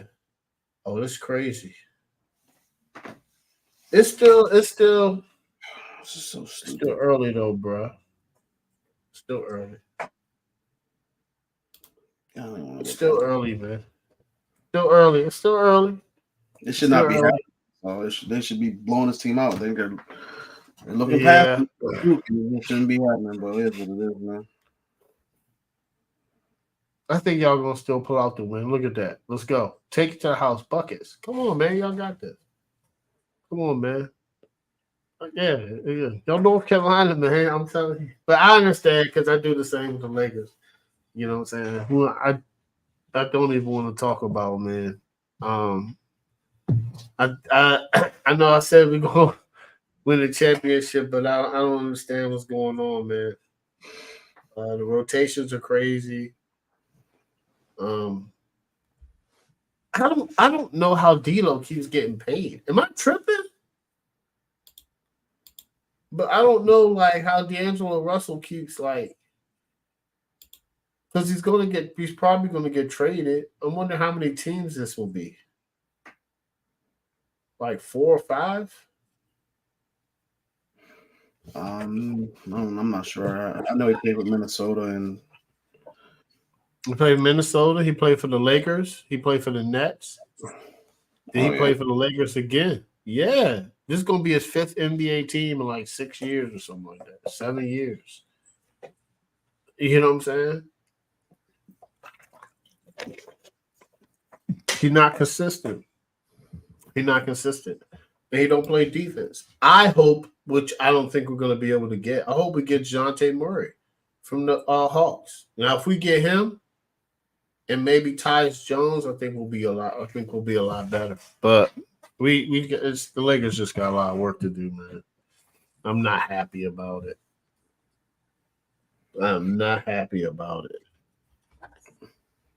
where did Mo go?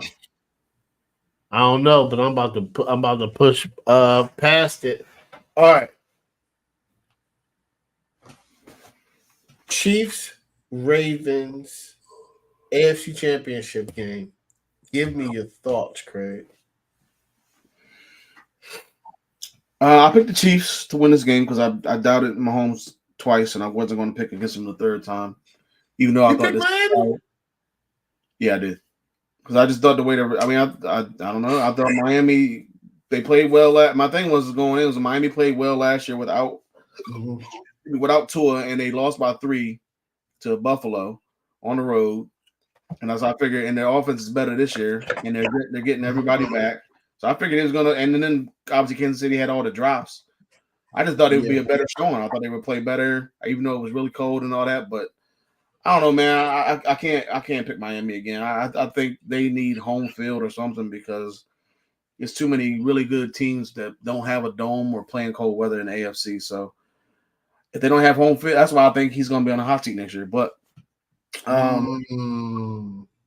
I thought for this game, I thought it was lower scoring than what I thought it was going to be. I know both teams had the top number 1, number 2, I think, in scoring defense. And I mean, I just thought it was a bunch of missed opportunities there for Baltimore that they didn't capitalize on, or that I guess give credit to Kansas City. Kansas City was able to take it from them. I mean, the fumble by the fumble by Lamar when he got stripped of the ball and then turned it over. That was man. The I other said, fumble wow. going to the end zone by Zay Flowers. I mean, that was just a great play. That was just a fantastic. Phenomenal. But I don't think he needed to dive there. I think he just could have just went because I mean, if it's fourth down, I can understand trying to dive to go across the foul line and score. But since it's not fourth down, I don't think he needed to do that. He could have just went down. I know he's trying to make a play and it's hindsight, so you can look back on it and say blah blah blah. But I think if he goes down there, you're down to it's gonna hurt when he watch it on film. He's gonna be hurt. Probably down to like the 1 yard line, the 2 yard line at the farthest. Then they can try to punch it in with Lamar or try to run it in, and they can score. So I think if he looks back at it, and also the penalty that he had, the unsportsmanlike conduct penalty. I mean, he's just a rookie. I understand it, but you just can't. You gotta understand that. You gotta understand that. Can't make those crazy. Like, you can't do that. So I mean, they're going to call that. And then obviously the interception by Lamar. I don't know. I know Likely threw his hand up, but like you see what Likely can't see at that point. So you cannot make that crazy throw in the triple coverage like that. So yeah, that was a mistake. Patrick didn't play. I mean, neither quarterback played phenomenal, but Patrick didn't. I mean, Patrick just did enough, and he didn't turn the ball over. Didn't have any drops. MVS caught a fantastic pass. He had to adjust to it. It shows up again. He be showing up in the playoffs, man. Monken didn't do a good job, in my opinion, with running the ball, especially with designed runs for Lamar. I thought that they could have done a better job. He had 8 carries. Patrick Mahomes had 6. I mean, he had way more yards, obviously, but I just thought that I mean, it's the first time since I think the first game of the season, not this past season, but 2022 season, that they didn't have 100 yards rushing as a team. So they even had 100 yards rushing against the Steelers, and they didn't even play Lamar. So you got to give credit to the Chiefs defense, or you got to give credit to, or not credit, I guess you got to blame the offensive coordinator.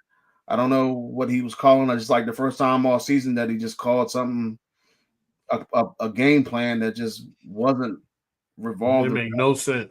Strengths, which was running the ball.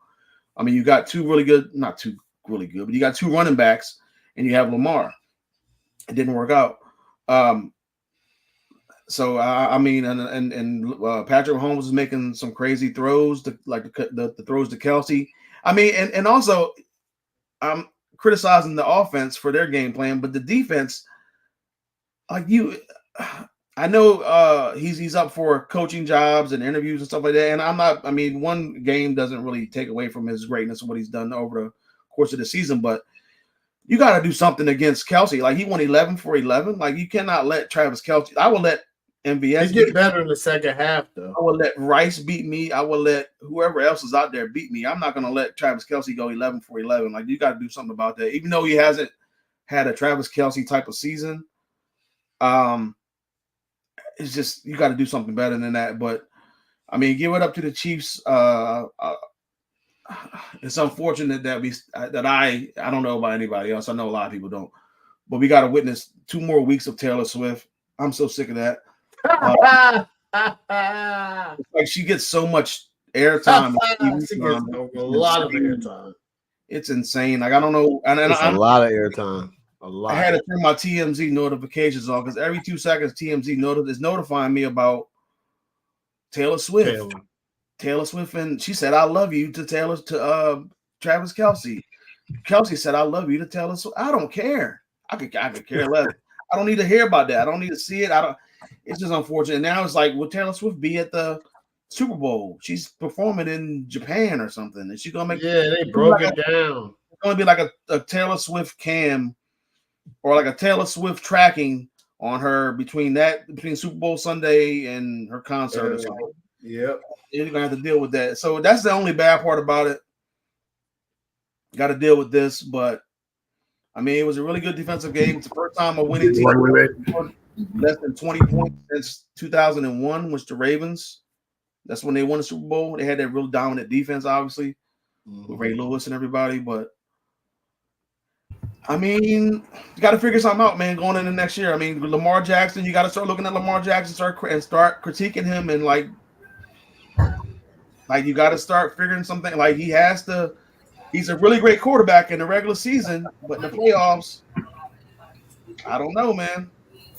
It's just not working out. Brock Purdy has as many wins as by himself as Lamar Jackson and Dak Prescott have combined. So. Yeah, I seen that. I wanted to screenshot it when they said that, and it was like Brock Purdy has as many combined as them two. Yeah, it's just like that's just ridiculous. Yeah, that's it's too much talent. You're about to be a 2-time MVP. I think you got to start criticizing Dak. I mean, Lamar Jackson, just like people I criticize or like people criticize Dak. And Peyton got criticized for a while because he didn't pay Manning and win for a long time in the playoffs. Yeah, I mean, so it was a really good. Lamar's still young. You know what I'm saying? They just got to figure some things out. If there was anybody other than Mahomes, he might have won. Same with Josh Allen. The problem is they're in a conference with this guy that wears number 15. Which also the turnovers too. He has turnovers in the playoffs. Yep, 2 turnovers. Yep.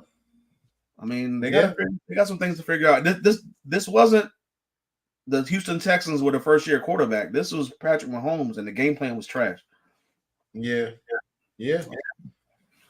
Mo, what's your thoughts on the Ravens versus the Chiefs? I like what Daniel Lousy said because Stephen A. Smith called it a choke job. He called it a joke job. Daniel Lousy came out and said, if you're going to put this fully on Lamar, you got to put the same pressure on the offense coordinator, on Dan Monken, because it was a terrible job. Like I think he said, I want to say he said on second and third down, they only ran the ball 6 times and they threw it like 20 times between second and third down. That's ridiculous. In a close game, it wasn't like it got away from them quickly or none of that. Like the game plan was just like you're pressing. It was almost like they were scared of Mahomes and he felt like he had to press and throw it in order to match him, rather than play your game and let it come where it is. Your defense was balling. Your defense playing hard. I get it. You had to weather the storm. I understand Kansas City came out, guns blazing. Cool. But you gotta weather that storm. You can't sit there and suck into the pressure and felt like you gotta match them, and now you're playing a game that's not you. They start slinging the ball around. They stopped running it. You saw no really design runs for Lamar like you did against the Texans. It's like they fell into this trap of feeling like, we got to pass the ball to beat Kansas City. And no, like Kansas City run defense was 27th in the league this year. But you didn't run the ball. You played into their hands. You try to play speed against Kansas City, and that's their game. Kansas City can match speed-wise, and they can tackle. You try to think you can match them speed-wise, and that wasn't happening. Yep, and they're going to bring heat. Right. They're going to bring heat. Kansas City can tackle. So it was just – they're going to dial it up. As bad as we want to say Lamar played, it wasn't like the game plan put him in to be his best version of him. But so I let me go ahead and say this right now going into next year, and I'll stay 10 toes down on this.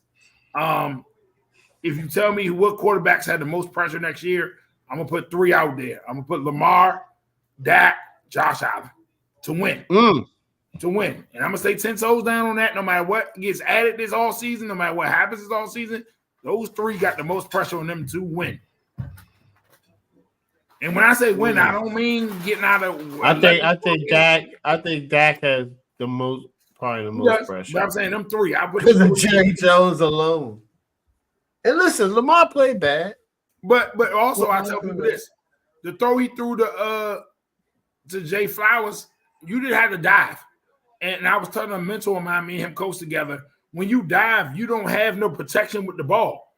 And don't get me wrong, I'm not taking away from the play the defense made, but that's an easy play nowadays. When you're in the air, you can't protect the ball. So when you're in the air, you can punch it and it's gonna come out. Yeah. You know what I'm saying? Because you can't defend yourself. You're in the air. So if he just ran through the tackles, he probably could have scored or at least been on the one. It wasn't 4th down. It wasn't 4th and goal. Like, why are you diving? Like, you dove in the air and gave yourself up to be hit or for things to happen. Like, it's just better. And then he mess around in his emotions, mess up his finger on the sideline. And then Baltimore had, I think on the drive, I think Kansas City didn't score on that drive. I think they got stopped on that 4th and 1. But in that drive, I think they had 3 personal foul penalties. Yes. Back. Like, come back on. to back to back. Come on now. You one of them, like Clowney, just out of crazy. Control, getting blocked. He was 5 yards down the field, just slapped Patrick Mahomes. Another one, you hit him and you knew the ball was already gone. Then you gonna hit Kelsey. Like, come on, man. Kelsey getting all these commercials. I understand it wasn't the hardest of hits or whatever, or pushes or whatever, but it's Kelsey. He gonna get that call. Come on. Every time. Know your personnel. It wasn't like you push the offensive lineman or somebody regular. You push one of the people who get just many commercials at Mahomes. He gonna get that call. Like, why would you do it? Like, and he baited him too. He baited him. So I just think, man, I think it's gonna hurt Baltimore if McDonald leaves next year. For them to have to find another defense coordinator. But I think they're one more like just total blow the top off receiver away.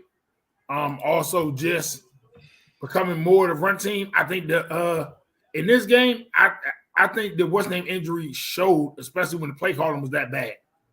The injury of their running back, their main running back, J.K. Dobbins, it showed this game. I think this would have been a J.K. type of game. I don't understand how you sign Dalvin Cook and don't use him, but hey.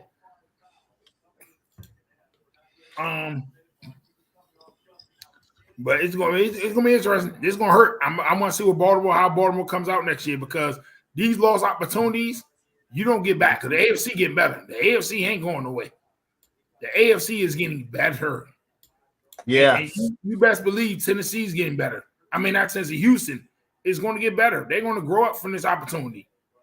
I don't think that Cleveland thing was a fluke, but I mean, you stay with Flacco or what goes on with Deshaun Watson. But I don't think that was a fluke. Nah. Like, I think if it becomes a fluke, Deshaun Watson needs to retire, because it's too much time around there for you to mess that up. The Steelers, you got Buffalo, who going to be motivated. It's too much going on in AFC. This was a really bad opportunity that Baltimore kind of let get away.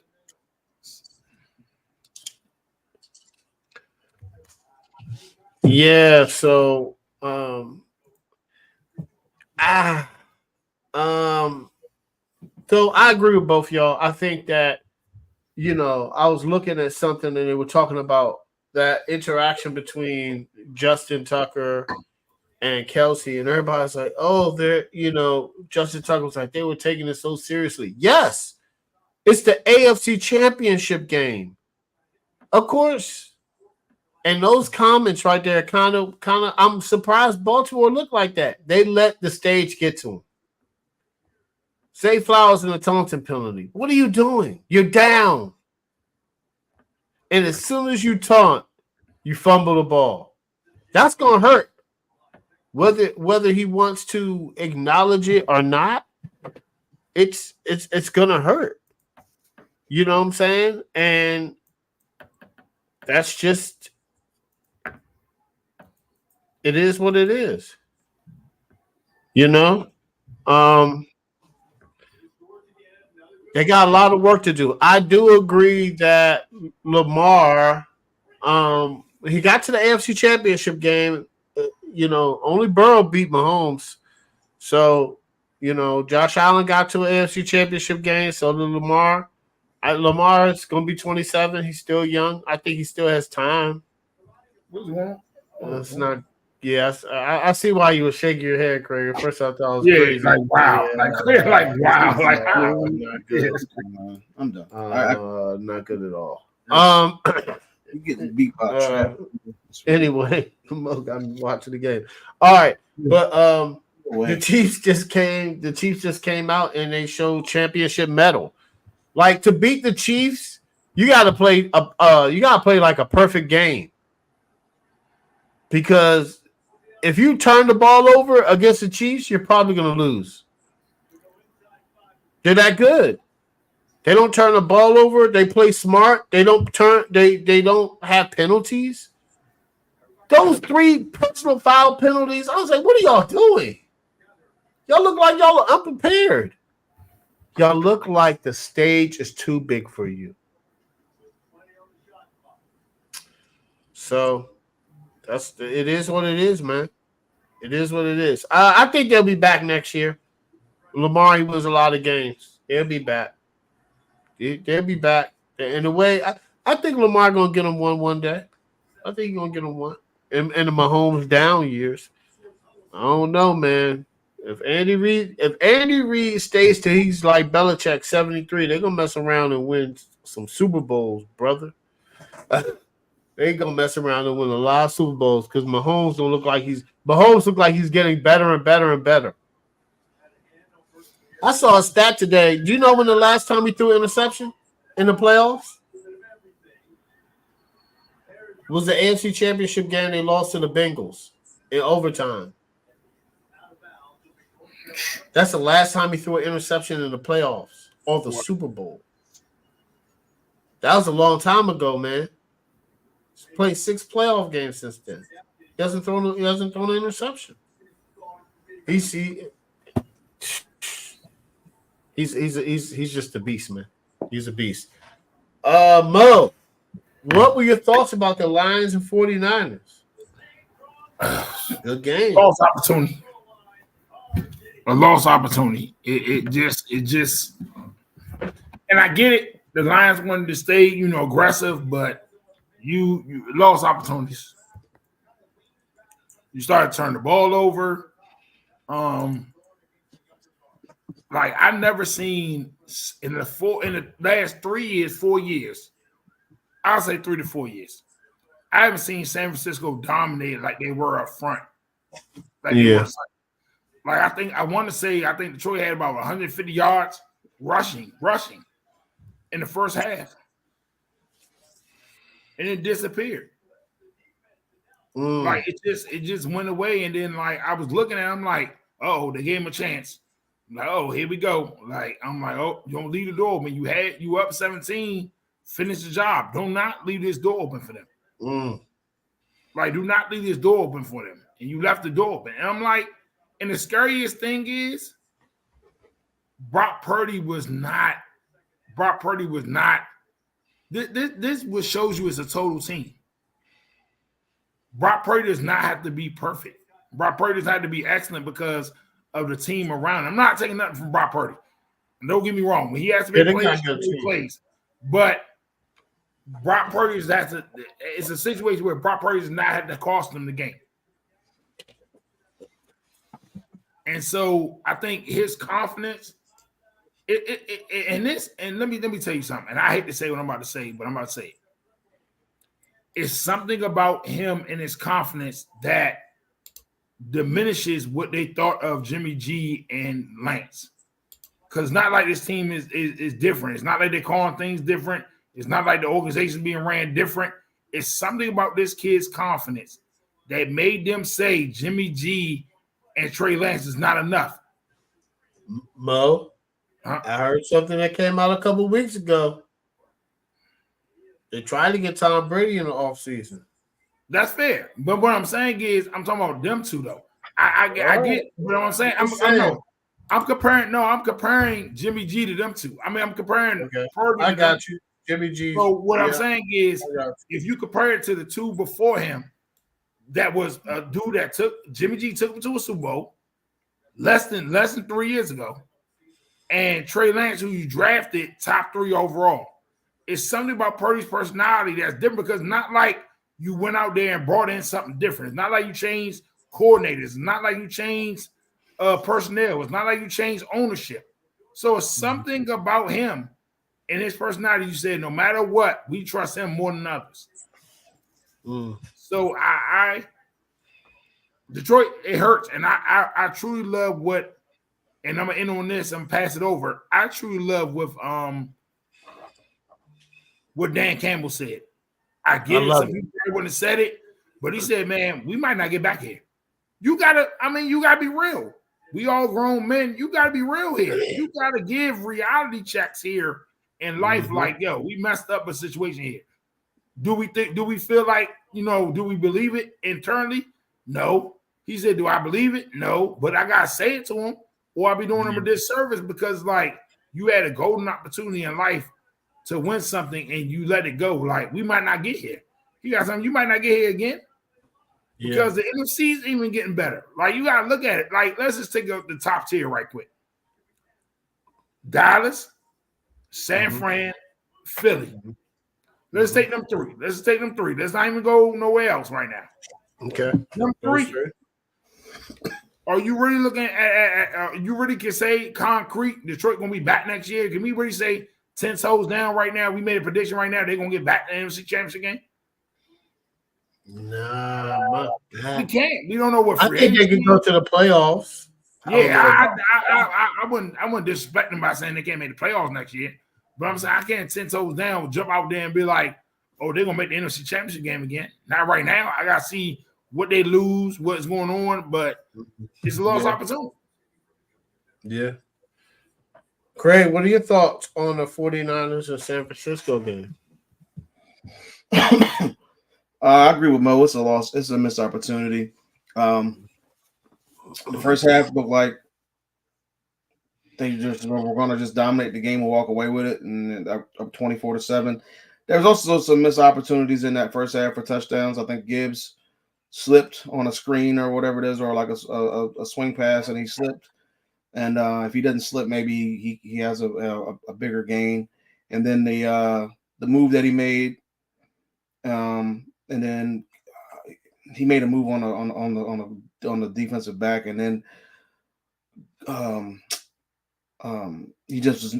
The pass was kind of short or kind of off, and I think if he had put a little bit more on it, if Goff had put a little bit more on it, I think he would have had a touchdown because Gibbs was open, and he didn't throw the ball accurately enough in that first half to give him a touchdown. A lot of people are killing Campbell for going for it on fourth down, but this is what Campbell was doing all year long, going for it on fourth down. He's the most aggressive coach on fourth down, I think, in the NFL. So it's easy to criticize him for going for it the times that he did, but it's just like this is who he is. This is what he was doing. If it works out, if Reynolds catches that pass on fourth and 2 in San Francisco territory, they could easily score a closer. They could get a field goal. They could waste more clock. They could get a field goal, or they could try to go for a touchdown. He just didn't catch the ball. It's a catch that you have to make, being a wide receiver in the NFL. Then he had the third down play where he threw it to Reynolds again. He drops it again. Like biggest game of the season for them, and he just ends up dropping passes that, I mean, it's going to probably eat him up all summer. I mean, all season long, and he's probably not going to be able to sleep a couple of nights. I don't know, whatever. But he had opportunities there. St. Brown had a pass, went through his hands. He probably should have caught the ball. I think Laporta had a pass that kind of got knocked out, or maybe it was the other tight end got knocked out. But it started with that, fourth down and 2 where they didn't convert it, and then the next drive the next drive for the 49ers. Unfortunate, but the pass goes right through the cornerback, right through the DB's hands, hits off his helmet, and it bounces right into the hands of Ayuk. It's just fluky plays, and then they ended up getting a touchdown. Then the next play, after they get the touchdown, Gibbs fumbles the ball. I guess they were supposed to go a certain way. Again, I think he went the wrong way, but even still, he fumbled the ball, and then 49ers come back and capitalize on that. It was three straight big plays in a row, kind of sort, not really in a row, but 3 straight plays that kind of turn the tables of the game. And then the Lions just seemed to never recover. It's like the moment was too big for the Lions, and it's like the 49ers have guys that been there before. Even though Goff has been there before, like the team around them, the guys around them really haven't for the most part. So it just seemed like the moment got too big for them, and just like Purdy, he was horrible in the first half. He was just the opposite of that in the second half. He was amazing in the second half. And so you gotta give him credit for that. But I just thought it was a bunch of missed opportunities. Even the other fourth down, I think Armstead put pressure on the offensive lineman and kind of made Goff roll out. and make a pass under. It was the pass that he probably could have made, but he just didn't put enough on it, and he missed it on fourth down. A lot of people saying he probably should have went for the field goal, and at the end of the day, the score was 34-31, so they did end up losing by that field goal. But this is who he is. Like, if he converts it, everybody's praising him. He didn't convert it or he didn't kick the field goal, everybody's dogging him. I did have an issue with the clock management at the end of the game. I don't think the running of the ball, and I know he said the defense lined up a certain way where he thought they could get in. But, I mean, if you don't get in, which they didn't, you got to take a timeout. So that's just one less timeout that they could have had to stop San Francisco when they didn't get the onside kick, to stop San Francisco and possibly get the ball back and have another crack at it. But, and they ended up getting it on fourth down eventually. But it was just a couple opportunities like that where they should have made plays and they just didn't. And I don't know, man. Some of these guys are going to be eating up, getting losing sleep and not being able to figure out, what happened and how they let the game slip away from them. And it's going to be a long off season with some of these guys, but hopefully they have a team that can definitely contend next season. Obviously, Green Bay is going to be better in their division, depending on what Minnesota does with their quarterback situation. Chicago probably going to take a rookie quarterback. Then you look at every other team: Dallas, Philly, San Francisco, obviously. So it's going to be a tough ride. I think the NFC is getting better going forward, or at least it looks better, at least for next year. Got a bunch of young quarterbacks coming in. Washington's going to get a quarterback. Hopefully Carolina's quarterback works out. You got Atlanta probably they're going to need a quarterback. Seattle's going to need a quarterback eventually. So it's going to happen.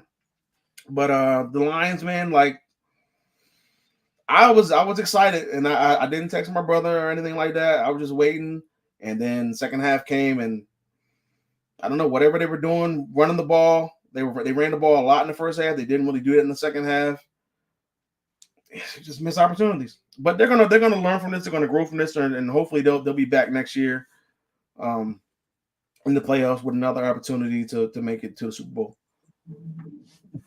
I think it was a great game, and I ain't gonna lie, man. I thought the Lions were gonna pull it out. I picked the Lions to win. Sometimes I think Dan Campbell, I like what he said. It was the honest thing.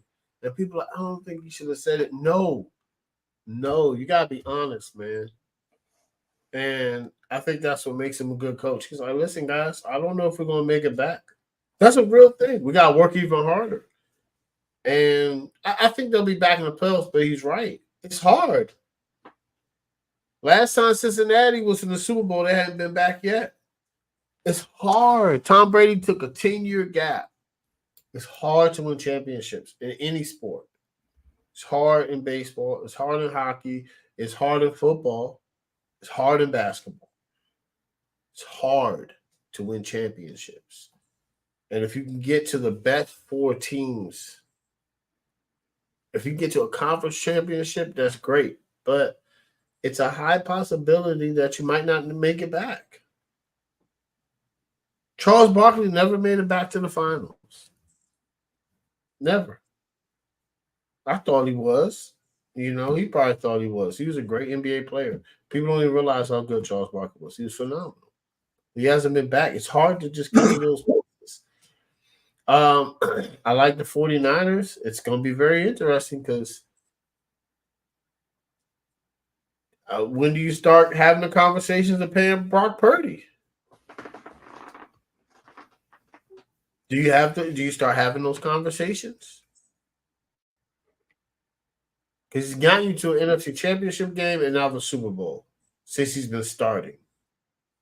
He's in the MVP conversation. So they better maximize this. If they don't win it this year, I don't know what they're going to do. He both brought, and Brock Purdy bought both of Kyle Shanahan wins because he doesn't win when his team is down the fourth quarter. The 2 wins that he has is Brock Purdy. And it's been this year. this year. 2 comebacks by Brock Purdy. So shout out to Brock Purdy. I just don't know if I would pay him $50 million. I mean, he's still, this is his 3rd year coming up, so he right now, but he got 1 more year. They need to start having negotiations now. Mm-hmm. Or the price is going to go up. Yeah. It's going to go up eventually. It's going to go up eventually. Okay, so say the Chiefs win this year, and then on the last year of his deal, they go back to the 49ers, go to the championship and win. How much are you paying him? He's going to ask for 65, 60. I ain't giving him 65, 60 million. How much you going to give him? I mean, not if he wins you a Super Bowl, how much you going to give him? I mean, not to compare the two, but that's the same dilemma Bears in right now. It's like, with the market, what it is, do you pay Fields or do you start over and reset it? So, I mean, I get it.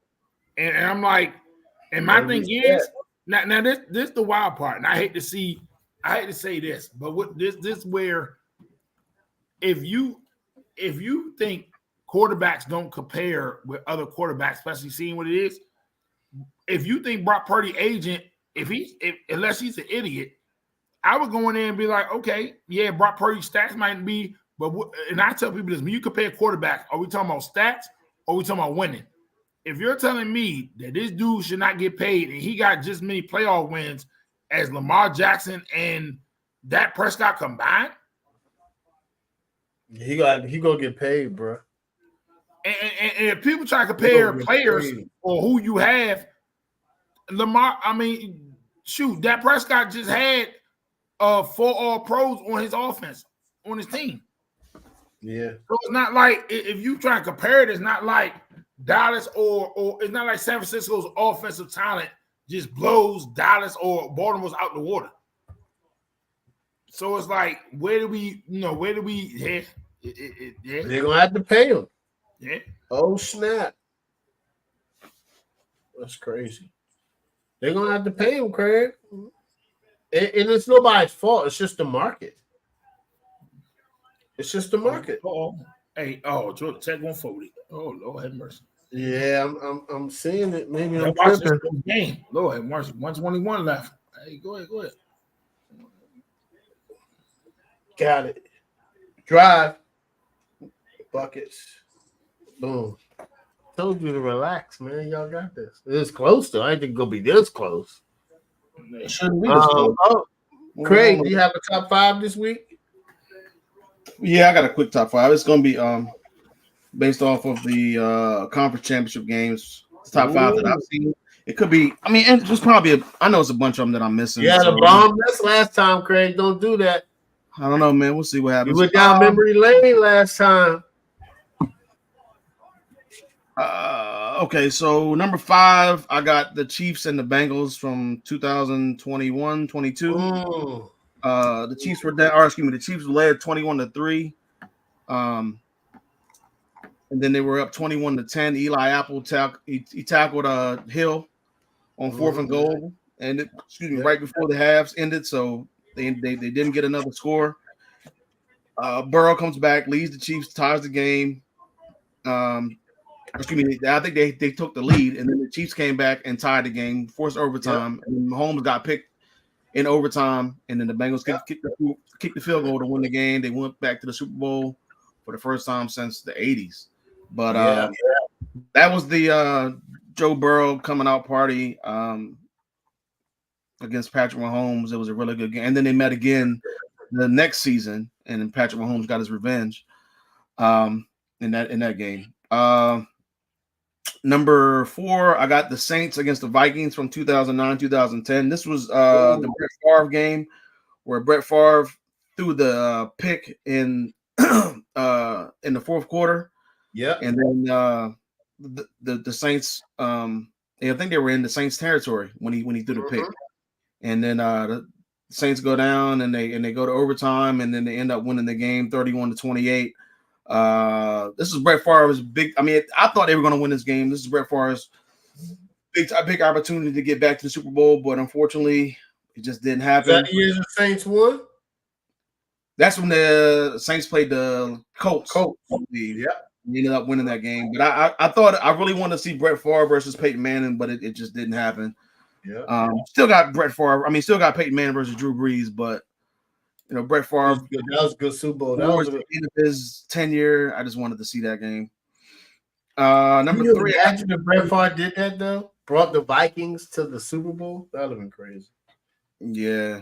Number 3, I got the Rams Saints from 2018, 2019. Only reason why I got this one in there is because of the blatant defense. Oh, okay. They didn't call, and then they ended up changing the rule where they, defensive pass interference was reviewable and all this other stuff. And as much as I'm not a Saints fan, they got screwed in this game. It was unfortunate. And this was the year we could have saw Drew Brees against Tom Brady in the Super Bowl. Yeah. Instead of that 13-3 garbage that we saw with the Rams. That would have been interesting. It just would have been a really good game, I think, or at least it could have been no worse than that. It would have been a good game, I think. The Saints got screwed in that game. They got screwed in this game. I ain't gonna say they got screwed in the Minnesota Miracle, but it's just fluky plays that happened to the Saints, I guess. Number 2, I got the Patriots and the Chiefs. This is Patrick Mahomes' first game in the conference, first season as the starter. Took his team to the AFC Championship game. This had some crazy things on, like he had the controversial roughing the passer call on Chris Jones. You had D Ford, who was, I guess he was offside. They called him offside after he threw the pick. And the game went to overtime. Burkhead scores the touchdown. I thought the Chiefs got screwed in this game, but it is what it is. That's the rule.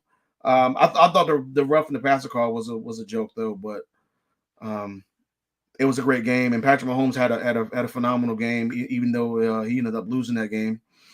And number 1, I got the Colts and Patriots from 2006, 2007. I believe this was Peyton Manning's first win in the playoffs against Brady.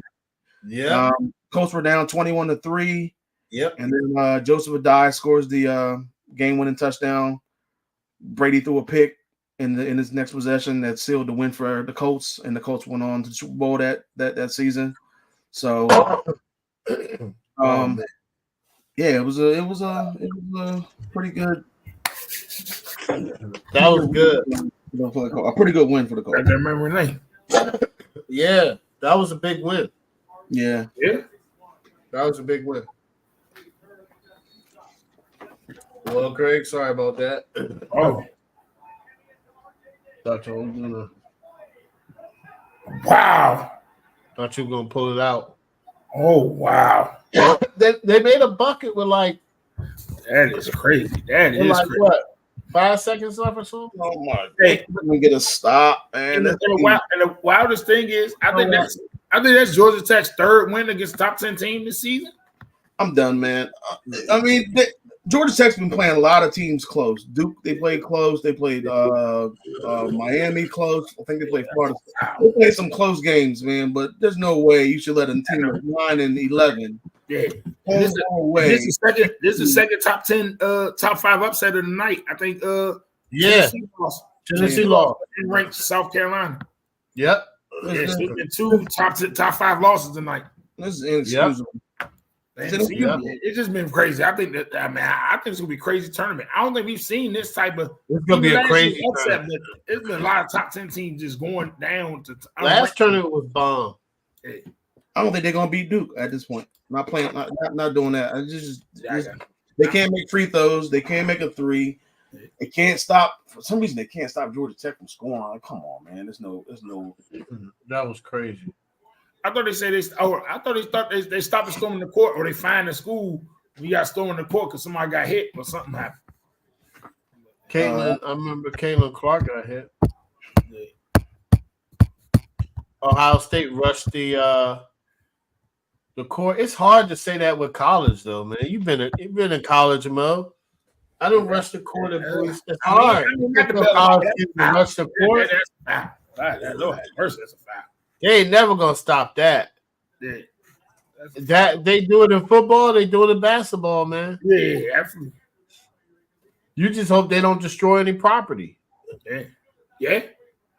if you stop letting kids come on the court, they're gonna start destroying stuff. Nah, that mean you have to beef up security. Like, what?